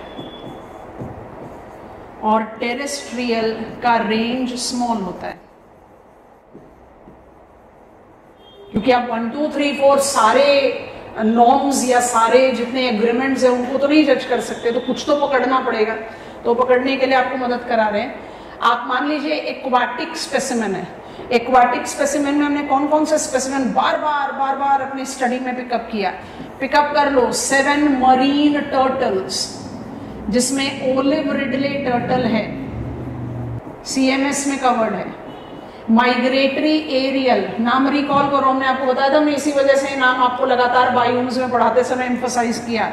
Siberian crane, European कर्लियो, ठीक है। अच्छा, terrestrial में आप पिकअप करो पोलर बियर, ये आप पिक कर सकते हो अफ्रीकन एलिफेंट्स, एशियन एलिफेंट्स भी ले सकते हो, कोई प्रॉब्लम नहीं है। हम बात कर रहे हैं अफ्रीकन एलिफेंट्स की, अफ्रीकन सवाना बेल्ट में माइग्रेशन। क्यों ये डिमार्केट करना है? इसलिए डिमार्केट करना है कि जब स्मॉल रेंज होता है तो CMS लीगली बाइंडिंग है, पर जब लार्ज रेंज होता है तो CMS मेमोरेंडम ऑफ अंडरस्टैंडिंग है, MOUs, माने वो वॉलेंटरी है, वो लीगली बाइंडिंग नहीं है। क्योंकि आप खुद से सोचो ना कि इस रशिया और इंडिया लीगली बाइंडिंग अग्रीमेंट में पड़ जाए, लीगली बाइंडिंग अग्रीमेंट में पड़े, it's 83 class, legally binding agreement में पड़ जाए कि यहां से इतने साइबेरियन के क्रेन उड़कर गए, इतने वापस आने चाहिए, तो कौन सी 2 कंट्री लीगली बाइंडिंग में जाएगी? इंडिया और रशिया। और अगर इन बिटवीन साइबेरियन क्रेन को हंट कर दिया जाए तो कितनी कंट्रीज पड़ेंगी रेंज में? Who will be responsible? That is the reason 70s में इसका नेगोशिएशन शुरू हुआ और लगभग 1 डेकेड लग गया इसको इंप्लीमेंट करने में कि भाई इसको इंप्लीमेंट कैसे करा जाए, लीगली बाइंडिंग की वॉलेंटरी। एक जनरल रूल है, ये रूल जनरल है, ये स्पेसिफिक नहीं है। जो टेरेस्ट्रियल एनिमल्स हैं वो छोटा डिस्टेंस ही ट्रैवल कर पाएंगे ना, बर्ड्स और नेक्टॉन्स कंपैरेटिवली ज्यादा डिस्टेंस ट्रैवल कर पाते हैं। इसलिए एक जनरल अपने दिमाग में डिमार्केशन बना लो और एग्जाम्पल से प्रूव भी कर दो एग्जामिनर को कि अगर बिगर रेंज ऑफ माइग्रेशन होगा तो वो MOUs में आए, अगर स्मॉलर रेंज होगा तो वो लीगली। ये डायग्राम जो हमने ओपन किया था इसको दोबारा से ओपन कर रहे हैं, पर अभी इसको ज्यादा फोकस नहीं करना। जब हम इंडियन कंजर्वेशन की बात करेंगे तब हम इसका इस्तेमाल करेंगे। CMS ने कुछ स्पेसिफाइड माइग्रेटरी कॉरिडोर्स जस्टिफाई किए हैं, जिसमें ये जो आपके सामने मैप है ये है फ्लाईवेज of water birds, migratory water birds. तो कोई भी स्पेसिमेन अपना माइग्रेटरी कॉरिडोर कैसे डिसाइड, उसका जो माइग्रेशन है सोर्स से डेस्टिनेशन में, उसको कैसे डिसाइड करता है? उसको डिसाइड करता है in terms of required distance to be travelled, kind of habitat that you have to cross, जहां पर लॉस और फेवरेबल एनवायरमेंट हो, प्रीडेटर्स का खतरा कम हो, मेनी थिंग्स। तो जो एरियल माइग्रेटरी स्पेसिमेन है water birds of the world, avifauna, Siberian crane भी एविफोना है, यूरोपियन कर्लियो भी एविफोना है, ये कॉरिडोर्स हैं जो स्पेसिफाइड है। नाम बड़े आसान है, सिर्फ देखना है। अभी आप मैप ऑफ वर्ल्ड को बैकग्राउंड में देख रहे हो, नॉर्थ साउथ अमेरिका, नाम देखो, Pacific America's, Mississippi America's, Atlantic America's, हो गया नाम आसान। आप अटलांटिक को क्रॉस करके यूरोपियन साइड में आए, ईस्ट अटलांटिक, ये नाम लिखा हुआ नहीं है, हमने लिख दिया। Western European, black sea Mediterranean, east African and west Asian, central Asian, east Asian, Australasian. थोड़ी देर दिमाग में अगर देखोगे भी इस मैप को तो नाम लोकेशन के हिसाब से है। और प्लीज नोटिस कि इंडिया में माइग्रेटरी कॉरिडोर का सेंट्रल एशियन बेल्ट आता है डोमिनेंटली, उसके अलावा east Asian and east African, west Asian का 3 माइग्रेटरी फ्लाईवेज के 3 जोन जो हैं वो इंडिया से ओवरलैप। इस तरह के माइग्रेटरी कॉरिडोर आपको क्या जस्टिफिकेशन देते हैं? भाई स्पेसिमेन इतनी लंबी लंबी डिस्टेंस अगर ट्रैवल करेगा तो it has to be related to what? MOUs. I cannot make it legally. CMS, Convention on Migratory Specimen, Bonn convention popularly कहते हैं because when it came into force in 1983 आपने conference किया था Bonn, it's a city in Germany, इसलिए इसको बॉन convention. ठीक है, बढ़ते हैं नेक्स्ट। अब यहाँ पर भी कंपेयर करो, सीएमएस क्या इंश्योर कर रहा है कि माइग्रेटरी कॉरिडोर में आप माइग्रेटरी स्पेसिमेन को प्रोटेक्ट करें, उनके हैबिटेट में उनके साथ क्या प्रॉब्लम हो रही है इससे आपका कंसर्न नहीं है। तो सीबीडी फिर से प्रूव हो गया ना कि अम्ब्रेला है। I hope you are understanding, because you need to, जब कंपैरिजन आता है ना लर्निंग में, तो it gives you the clarity कि भाई सबसे यंगेस्ट कन्वेंशन को आप अम्ब्रेला नाम दे रहे हो क्योंकि ये तो बायोडाइवर्सिटी के सारी एवेन्यूज को टच कर रहा है। मुझे बायोडाइवर्सिटी को मेन स्ट्रीम भी करना है, मुझे national strategic biodiversity action, biodiversity specimen नहीं, I have to take care of biodiversity in situ ex situ सब कुछ। तो actually I am nowhere exaggerating if I say that UNCBD tends to cover the provisions of CITES, CMS, Ramsar सब कुछ, इसलिए वो umbrella. अब हम जा रहे हैं कंजर्वेशन इंटरनेशनल बायोडाइवर्सिटी हॉटस्पॉट की तरफ, फिर जाएंगे वेटलैंड की तरफ। यहाँ पर मेरे पास जीन पूल सेंटर का एक एडिशनल इंफॉर्मेशन है जो हैंडल करना है। ठीक है, तो we are beginning up with conservation international, step number 4। उल्टा चल रहे हैं, फिर जीन पूल पर चले जाएंगे। Conservation international have identified 36 biodiversity that correlate with massive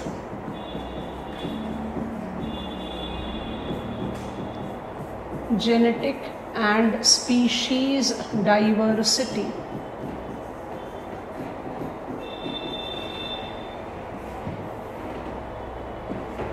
and thus are given priority in biodiversity conservation। लिख लिया? देखो जरा, सारे नाम याद नहीं करने बट कुछ नाम डेफिनेटली पिकअप करने हैं, इसलिए इसको रिलेट कर देते हैं हम विद द स्टडी ऑफ, ये मैप में 35 है, अब 36 हो गए हैं, तो इसलिए हमने इसको जानबूझकर ऐड किया। अब ये बायोडाइवर्सिटी हॉटस्पॉट्स जो हैं, कुछ कुछ नाम को पिकअप करो, क्वेश्चन पूछा गया है प्रीलिम्स में कई बार, थोड़ा सा जूम अप कर रहे हैं। Of the 36 biodiversity hotspot, 4 India में, तो ये 4 नाम तो आप आराम से याद कर सकते हो। It's Himalayas, it is Purvanchal जो कि आपका जा रहा है इंडो म्यांमार वाला बॉर्डर से, सुंडालैंड जो अंडमान निकोबार पे जाता है, और वेस्टर्न घाट्स एंड श्रीलंका। तो 4 नामों में याद हो गए। हिमालयाज एज बायोडाइवर्सिटी हॉटस्पॉट, 36 नाम तो हम याद नहीं करेंगे, देयर आर 36 बायोडाइवर्सिटी हॉटस्पॉट। अब ये बायोडाइवर्सिटी हॉटस्पॉट की कैरेक्टरिस्टिक्स को कैसे पिकअप करना है उससे पहले कुछ नाम विजुअलाइज करने की कोशिश कर रहे हैं। Most of the name speaks where they are, तो आपको ज्यादा मुश्किल नहीं होगी अगर नाम बेस्ड क्वेश्चन मिले, बट अगर मुझे नाम लिखना पड़े तो देयर आर 36 हिमालयाज, इंडो बर्मा जो पूर्वांचल के साथ चलेगा, सुंडालैंड जिसमें अंडमान निकोबार आइलैंड्स इंक्लूड होते हैं, and western Ghats and Sri Lanka. अब थोड़ा सा श्रिंक करते हैं। These biodiversity hotspots are identified with biotic, genetic, species and ecosystem diversity. अब आप इसका रेंज को जज करने की कोशिश करो, अपनी नॉलेज ऑफ ज्योग्राफी अप्लाई करो, कोई नाम मत पढ़ो, आप सिर्फ लोकेशन को जज करें। When I say it is California floristic province और when I say it is Mediterranean basin, आपको समझ में आ रहा है that we are talking about sclerophyll habitat. When I say that it is Andean Cordillera जिसमें आप tropical Andes और Chilean forest को अप्लाई कर रहे हो, can you notice that you are talking about montane biodiversity? New added है, इसको आप एसोसिएट करते हो गल्फ ऑफ मेक्सिको से, हमने मार्क कर रखा है क्योंकि ये मैप पे आपको सिर्फ 35 दिखा रहा है, न्यू एडेड है। Gulf of Mexico is correlated with typical tropical habitat but with grim winters. इसलिए ही तो यूनाइटेड स्टेट्स ऑफ अमेरिका में we don't identify existence of savanna bio. इधर आ जाओ, I do associate itself with horn of Africa. याद करो Flohn का ITCZ concept. I am supposedly located in tropical east margin but I am principally dry, so it is related to dryer hotspot also. Notice करेंगे desert में नहीं है but it is drier and similarly the coastal belt, आपने यहां पर क्या जज किया है, Somali jet, so comparatively drier than monsoonal, ये मॉनसूनल एग्जांपल है Madagascar. Guinean forest of west Africa, ये रेन फॉरेस्ट है, upper Guinea. Biodiversity hotspots are identified to be the hotspots of genetic species diversity and they should be given priority in conservation. Biodiversity hotspot की list आप time and again बढ़ाते जा रहे हो as conservation international to recognise कि अगर हमने इन सेट्यू protection पर भी यहां जनरेट किया, we by default will be in position of conserving genetic species and ecosystem diversity. Box item शुरू करो, इसकी इंफॉर्मेशन और आराम से क्लैरिफाई होगी। Box item, gene pool centres, gene pool centres. Point number 1 लिखेंगे, gene pool is defined to be set of all genetic information in any given population, bracket में लिखो usually a particular species, close the bracket, put a dash, as of frog, reptile, humans. Importance of gene pool relates to its role in ensuring survival and growth of population, survival and growth of population। Statement को break करके लिखो, larger gene pool, underline कर लो इसको, indicates extensive genetic diversity, thus robust population which can survive intensive selection। Again break the statement, लो genetic diversity, फिर से underline कर लीजिए, in comparison depicts decrease in biological fitness and thus increased chance of extinction. अब recall करो, gene system से cell, cell से organ, organ से organism. What is defined as gene pool? Genetic diversity is the diversity of gene that is identified with any particular specimen, a population। बहुत abstract idea है क्योंकि absolute number of gene आप नहीं justify कर सकते, but why it is so important, larger the bigger the gene pool, higher will be the possibility of population to grow. Smaller the gene pool, possibility will be weak, क्योंकि क्या करना है, आप Darwin's evolution theory of species को justify करते हैं। When you say Darwin was of the view point that strongest of the specimen, नहीं, intelligent most of the specimen, नहीं, most adaptive specimen tends to survive. तो जो intensive competition होता है evolution process में, उसमें जितना रोबस्ट पॉपुलेशन होगा, it is likely to transfer on those genetic trait which will make the offsprings eventually adapted to the competition and survive। तो उसमें कुछ जेनेटिक एलिमेंट्स ऐसे होंगे जो डाई आउट हो जाएंगे, तो आपका जीन पूल ही अगर कम होगा, हायर पॉसिबिलिटी ऑफ एक्सटिंक्शन होता है। इसलिए जीन और genetic diversity justifies to be prominent. But मुझे पढ़ना है जीन पूल सेंटर्स, तो automatically I have to apply on gene pool centres. और ये आ गया मैप जहां से हमने शुरुआत की थी, स्टार मार्क करके नेक्स्ट पॉइंटर बनाएंगे।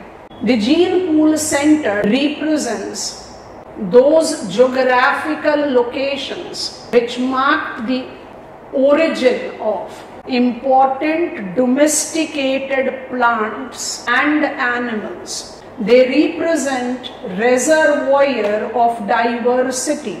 They represent reservoir of diversity that can be utilized by organisms to adapt to changing environment by the scientist for plant or animal breeding to generate more adaptive specimen.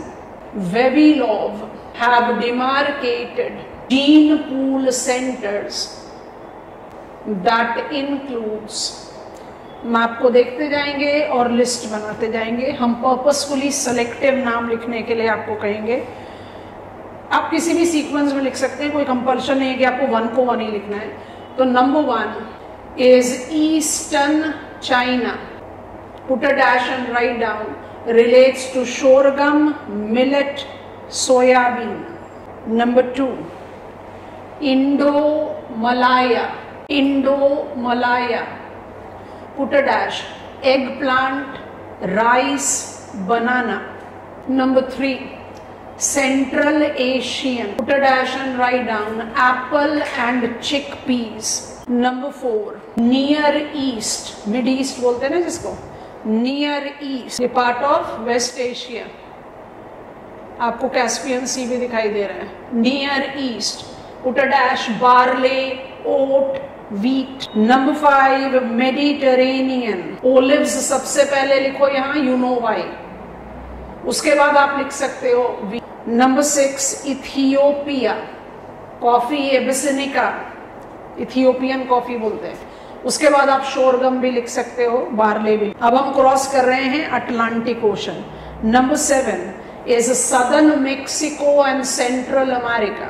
Southern Mexico and Central America. यहाँ पर आप लिखेंगे corn and tomato. bean भी लिख लो पर corn. And number 8, it falls in South America. इसमें आपको 3 patches दिख रहे हैं, तो आप नंबर 8 ABC करके इसको बना लो. A is Ecuador, Peru, Bolivia.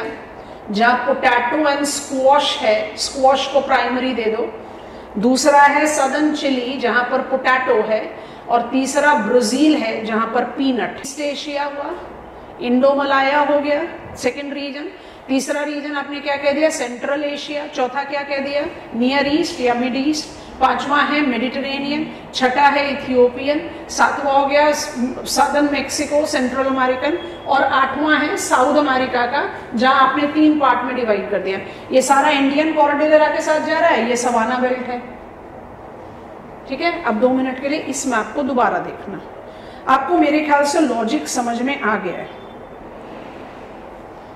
सोचो, आपको 4 बायोडाइवर्सिटी हॉटस्पॉट याद करा दिए.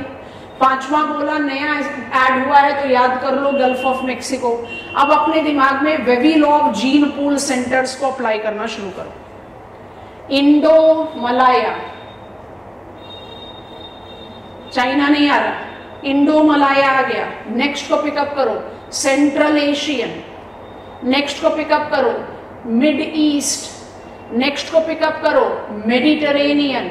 नेक्स्ट को पिकअप करो इथियोपियन. थोड़ा सा टचिंग है, अदरवाइज हॉर्न ऑफ अफ्रीका में जा रहा है, बट छोटा एरिया है. इथियोपियन. नेक्स्ट को टच करो central American and Mexican. Next को टच करो इंडियन एंड ब्राजील, पैराग्वे. हो गया नाम याद.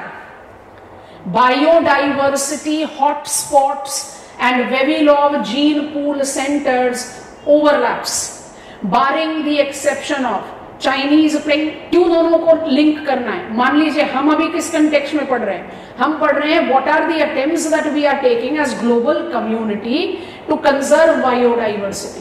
तो हमने कहा बायोडाइवर्सिटी कंजर्वेशन का एक तरीका होता है इन सितु, जिसमें बाय डिफॉल्ट आप प्रोटेक्टेड एरियाज जनरेट करें. पर कंजर्वेशन ऑर्गेनाइजेशन क्या कर रहा है, जीन पूल सेंटर्स को हाईलाइट कर रहा है. ये जेनेटिक डाइवर्सिटी के हॉट स्पॉट्स हैं, इनको अगर हम कंजर्वेशन में प्रायोरिटी देंगे तो हमारा आउटकम जो है वो फार रीचिंग होगा. कितने बायोडाइवर्सिटी हॉटस्पॉट्स आइडेंटिफाइड है? 36 हैं. इन 36 में आप 7 कर दो. 7 आउट ऑफ 8 वेविलोव सेंटर अप्लाइड है. तो जीन पूल सेंटर और बायोडाइवर्सिटी हॉटस्पॉट में सिमिलैरिटी क्या हो गई? जीन पूल सेंटर भी बायोडाइवर्सिटी हॉटस्पॉट्स हैं. They are identified to be those areas where domesticated plants and animals have got their richest diversity. ये ऑर्गेनिजम्स के लिए भी अडैप्टिव ट्रेट को डेवलप करने में मदद कर सकता है, और साइंटिस्ट के लिए भी cross breeding with the wild counterpart enhancement दे सकता है conservation. Because what is gene pool? Genetic diversity. What is gene pool centres? The areas which have got biodiversity's hub, उन्हीं को आप बायोडाइवर्सिटी हॉटस्पॉट कहते हैं। एंड ये सारे आपके सामने जो हैं वो बायोडाइवर्सिटी हॉटस्पॉट्स हैं। You can easily supplement the term gene pool centres to biodiversity hotspot. Biodiversity hotspots are gene pool centers. They are given priority in conservation of biodiversity. अब ये मैप थोड़ा और आसान हो गया। एग्जामिनर को 1 2 3 4 36 नाम थोड़े ही ना दोगे। एग्जामिनर को अल्टीमेटली तो आप क्या बताओगे, सैंपलिंग ही तो करोगे। मेरे ख्याल से हमने बड़े आराम से नाम याद कर लिए। वेविलॉव सेंटर और 36 बायोडाइवर्सिटी हॉटस्पॉट को इजी ओवरलैप करके ऐड ऑन कर लो। गल्फ ऑफ मेक्सिको, हिमालयन, सुंडा लैंड और वेस्टर्न घाट श्रीलंका को ऐड कर लो। मेरे ख्याल से सफिशिएंट सैंपलिंग हो गया। कंफर्टेबल? बॉक्स आइटम को क्लोज कर देंगे और अब हम बढ़ेंगे अपने नेक्स्ट स्टेप की तरफ।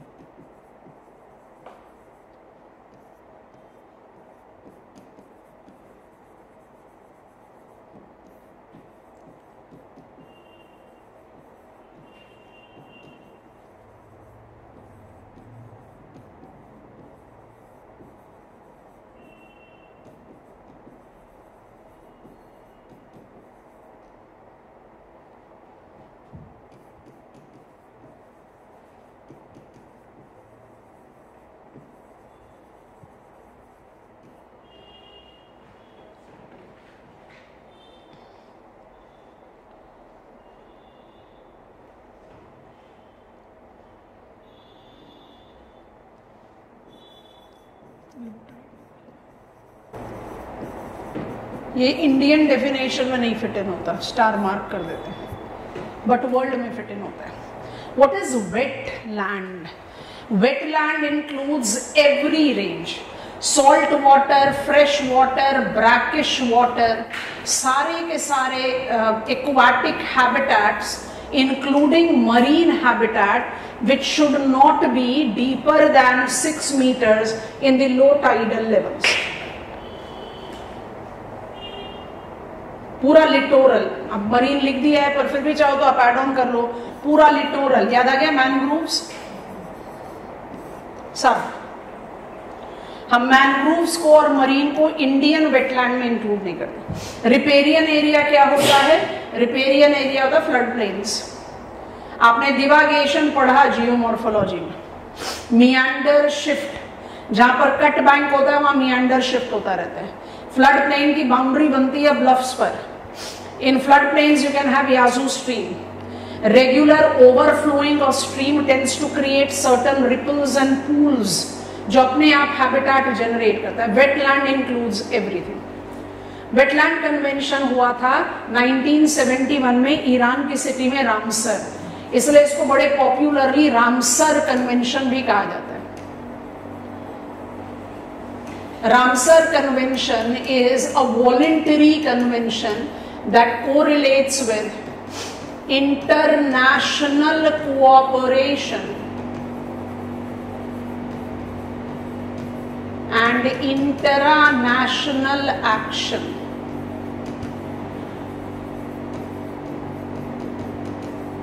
जब भी आप ये इंटरनेशनल कोऑपरेशन लेते हैं, it is applied to Ramsar sites.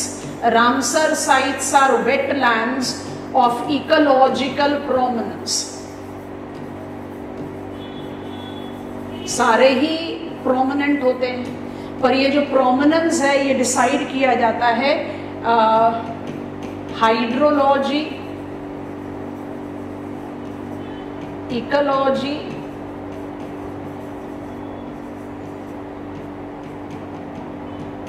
zoology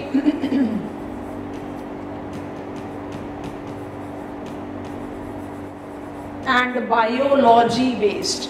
nutshell point है, ये हाईलाइट हम किस तरह से डिसाइड करते हैं कि ये रामसर साइट होना चाहिए। Ramsar sites are wetlands of international significance.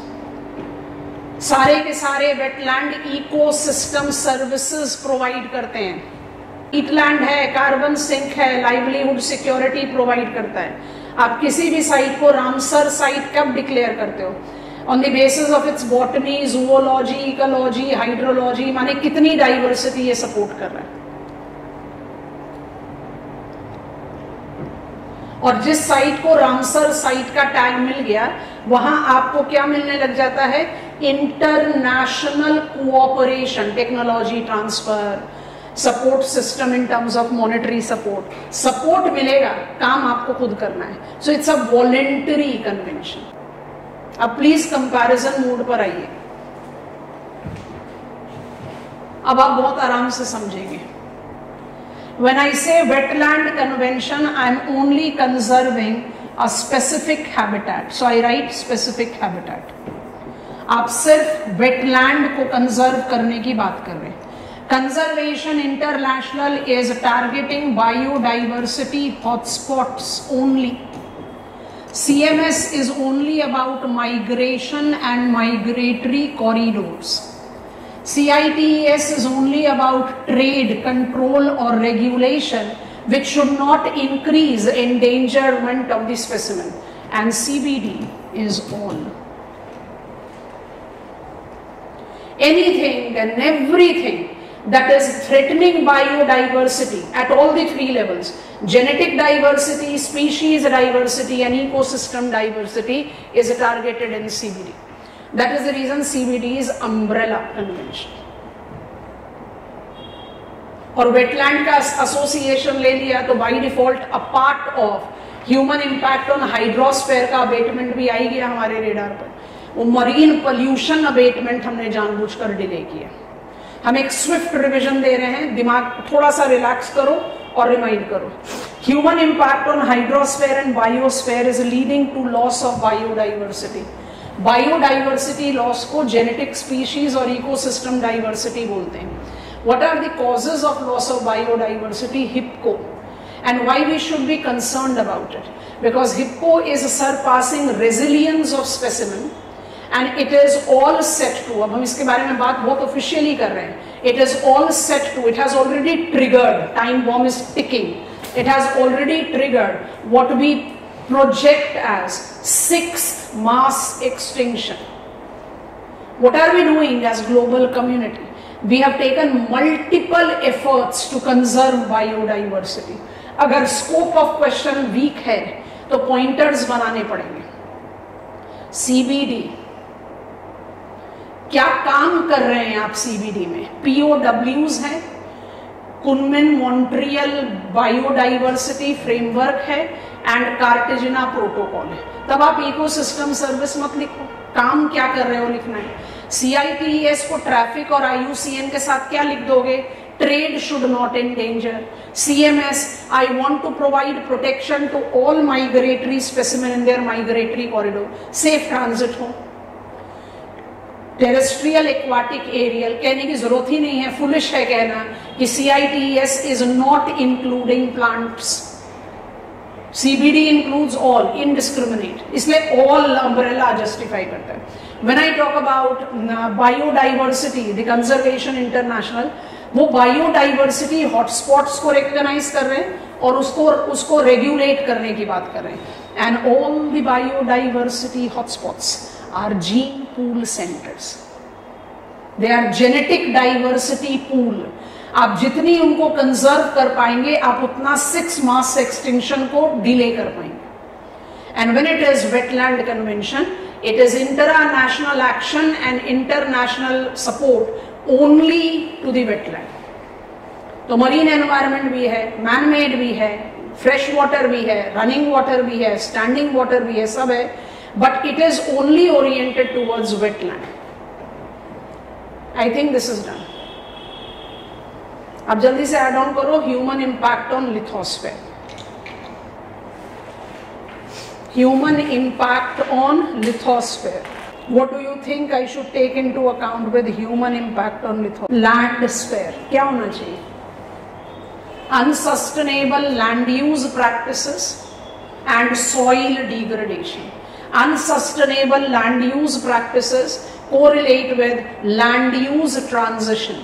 Land use transition रहेगा, बड़ा इंटरेस्टिंग कंसेप्ट है, हम पढ़ेंगे ह्यूमन ज्योग्राफी में। स्कॉलर का नाम है कालोसार। वो कहते हैं geography is the discipline that attempts to study transition of natural landscape to cultural landscape. क्योंकि जो पहला डेफिनेशन ज्योग्राफी का हमें दिया गया था, what is geography? Geography is a study of earth. फिर उसको थोड़ा सा मॉडर्न टर्म्स में स्कॉलर्स ने मोल्ड किया, geography is study of earth age home of humans. क्योंकि बिना ह्यूमंस के तो ज्योग्राफिकल स्टडी नहीं, तभी ज्योग्राफी के दो पार्ट हो गए, physical geography and human geography. और जब ह्यूमन एलिमेंट आता है तो by default natural domain natural नहीं रहता है। So when human occupants multiplied on planet Earth, there was inevitable changes that land acquired और land was induced with, क्योंकि ह्यूमन सेटलमेंट्स जो हैं वो लैंड पर है, वाटर पर नहीं है। आइलैंड्स पर हैं तो आइलैंड्स भी लैंड सराउंडेड बाय वाटर है। So with human occupants population बढ़ रहा है, एफ्लुएंस बढ़ रहा है, टेक्नोलॉजी बढ़ रही है, ग्रीड बढ़ रही है, human occupants on land have led to detrimental effect on lithosphere. अब यहां पर आप स्केल को एनलार्ज करते जाओगे तो बहुत सारी चीजें आएंगी। मतलब इंडियन कंटेक्स्ट में जब हम ह्यूमन इंपैक्ट ऑन लिथोस्फेयर कहें तो हम कहते हैं वेस्ट मैनेजमेंट भी, बट आप जब ग्लोबल लेवल पर हो तब वेस्ट मैनेजमेंट नहीं करके दो चीजों के बारे में बात करते हैं। तो human impact on lithosphere correlates with what? Land degradation. थोड़ा सा ऑर्गेनाइज तो करना ही पड़ेगा ना कंटेंट को। And soil degradation, land degradation and soil degradation. Land degradation is correlated with depletion of land capabilities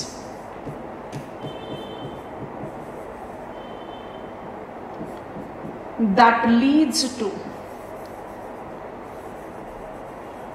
decline in its biotic potentials,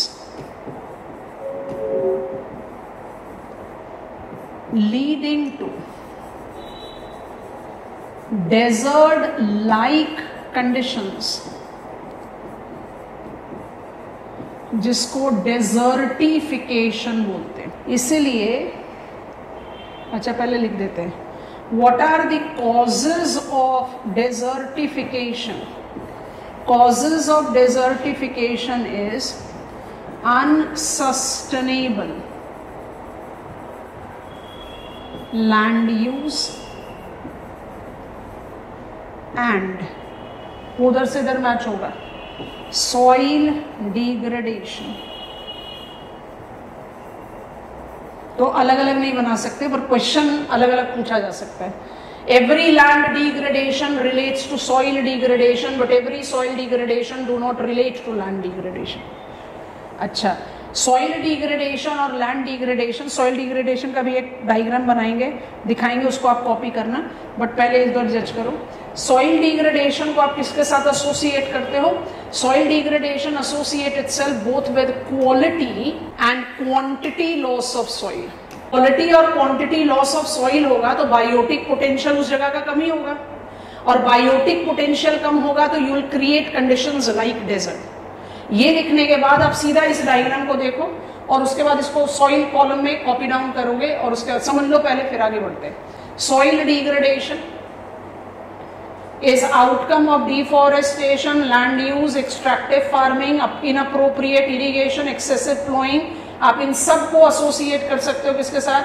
unsustainable agricultural practices. हम इसको club कर देते हैं, हम अभी चलो हम कर ही देते हैं club. What are the causes or activities that leads to soil degradation? Deforestation, land use conversion, land degradation, और ये सब कुछ क्या है? Unsustainable farming. फिर आप इसके सब कैटेगरीज को डिमार्केट आउट कर सकते हैं। फैक्टर्स और एजेंट्स क्या होते हैं? क्लाइमेट है, अभी जो हो रहा है हिमाचल प्रदेश में या उत्तराखंड में फिजिकल लॉस ऑफ सॉइल हो रहा है ना, by default I do understand that it is mix with human element, human factor, change of the climate, तभी तो इतना unprecedented cloud burst and heavy rainfall हो रहा है।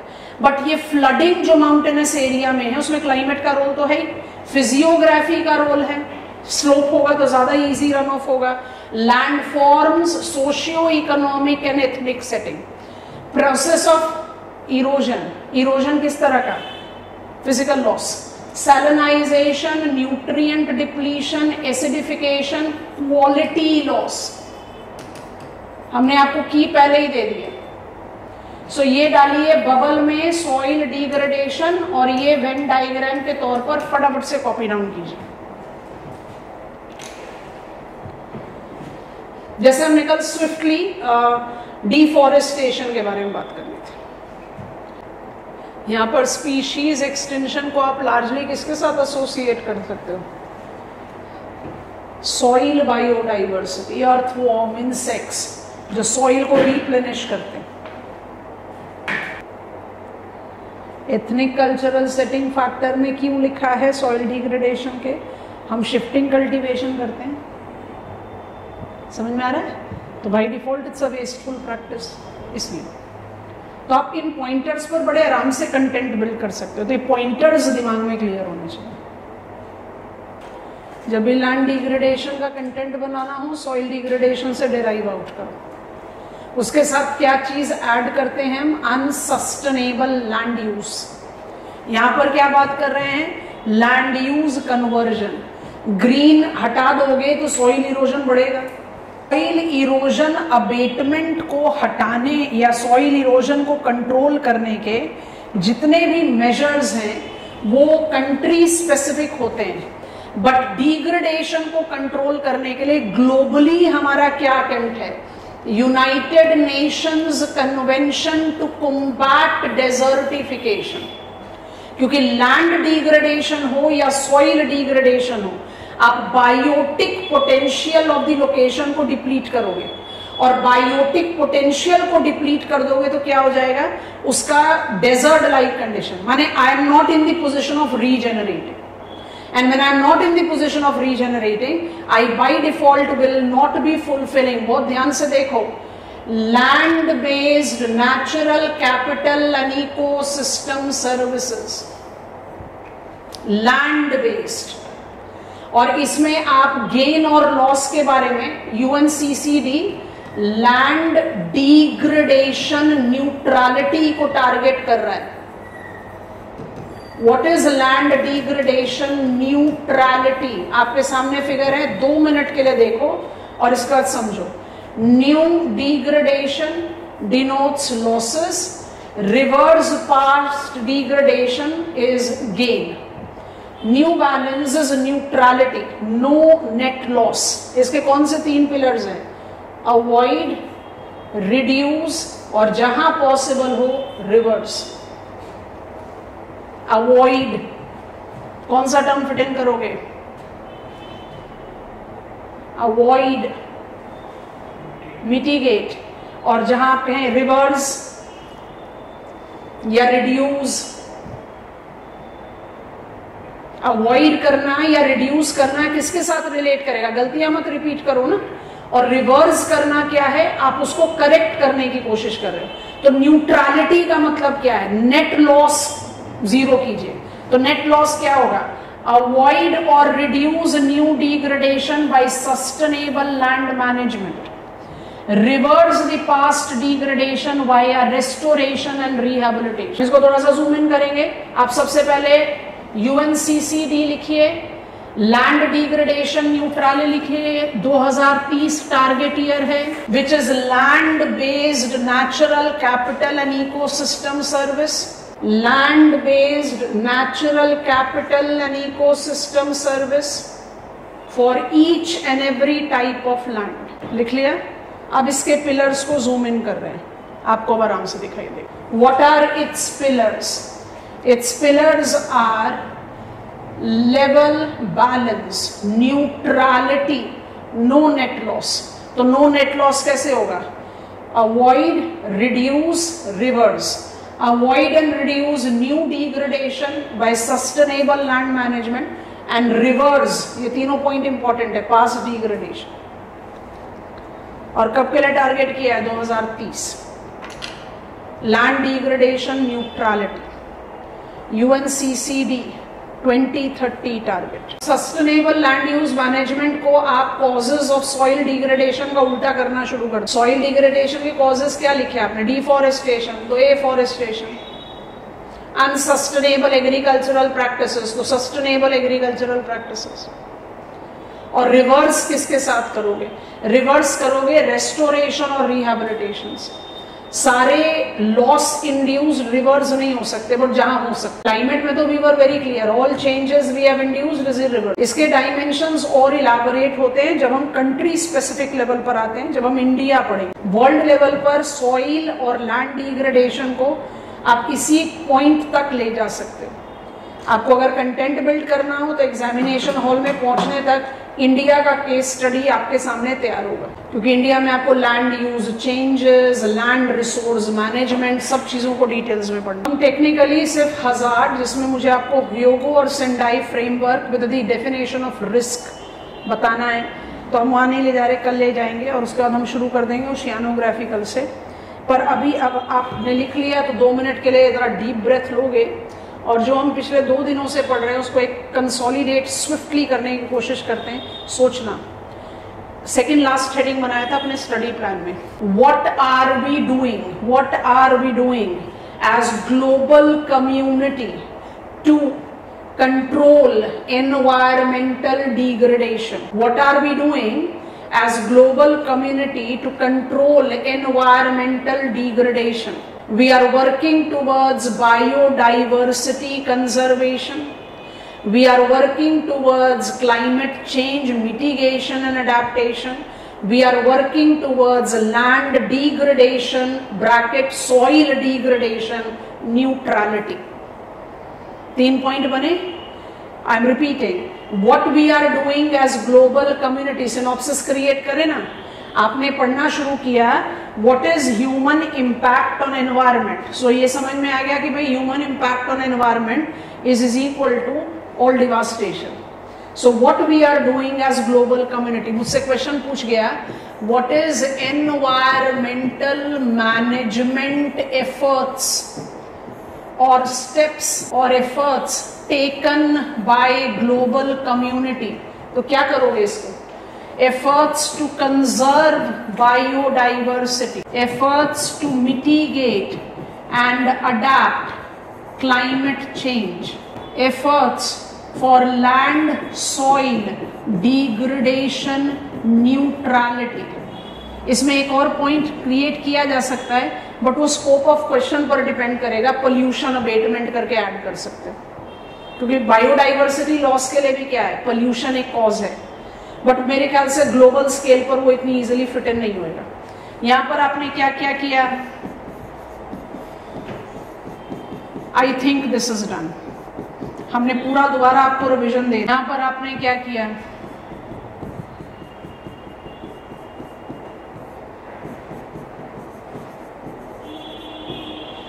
यहां पर आपने क्या किया?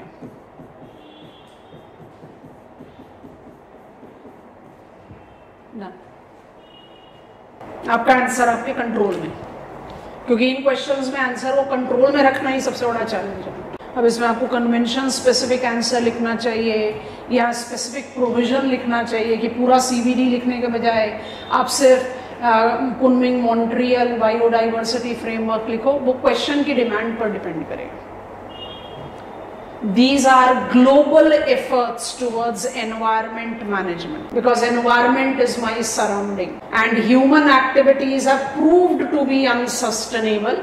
That is the reason ये सारे problems evolve हुए। हम specification of sustainable development आपको HDI tables के साथ sustainable development goal पर इस तरह का synopsis देंगे।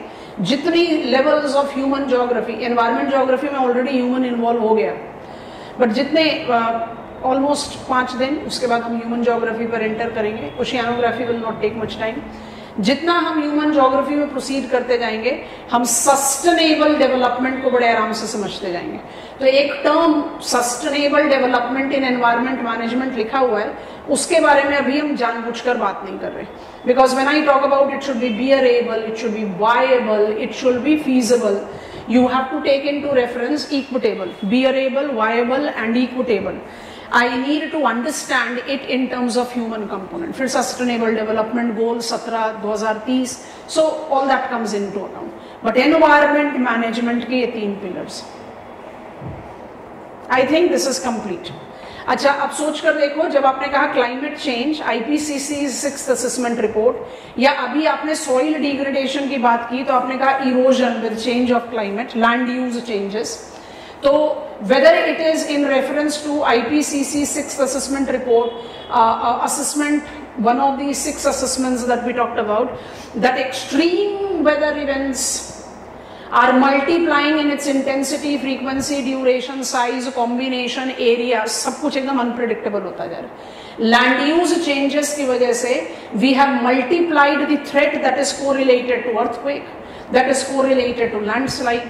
तो आप कहीं ना कहीं ह्यूमन इम्पैक्ट ऑन एनवायरमेंट के साथ हजार्ड को लिंक करते हो, but natural hazards are identified to be geological, climatological. आज की डेट में हजार्ड को आप नेचुरल नहीं लिखकर hazard as natural and manmade लिखते हो। मैनमेड में आपके तो एक्सीडेंट्स हैं जिसमें न्यूक्लियर एक्सीडेंट्स सबसे ज्यादा प्रोमिनेंट हैं, बट क्या आज की डेट का हरिकेन, आज की डेट का लैंडस्लाइड, आज की डेट का क्लाउड बर्स्ट, आज की डेट का अर्थक्वेक खाली नेचुरल हो सकता है to the kind of impact that it induce? नहीं, लाइन ब्लर हो गई है। अर्थक्वेक बिल्कुल नेचुरल प्रोसेस है, बट अर्थक्वेक की वजह से जो इम्पैक्ट आ रहा है वो इंफ्रास्ट्रक्चर डेवलपमेंट की वजह से। लैंडस्लाइड बिल्कुल नेचुरल प्रोसेस है, मास वेस्टिंग, पर उसकी मैग्नीट्यूड इंक्रीज हो रही है because of land use change और अनसस्टेनेबल लैंड प्रैक्टिसेस। सो नटशेल पॉइंट है कि hazard is actually a carried forward reference of human impact on environment. तो हजार्ड रिस्क मिटिगेशन को भी आप एनवायरमेंट मैनेजमेंट में ऐड कर सकते हो। इस तरह से आप लिंक करके हजार्ड पढ़ेंगे अभी। बाकी हजार्ड के सारे डायमेंशन और उसके मिटिगेशन कंट्री स्पेसिफिक एनडीएमए में हमें पढ़ना है, तो will be focusing more on Sendai framework of the approach.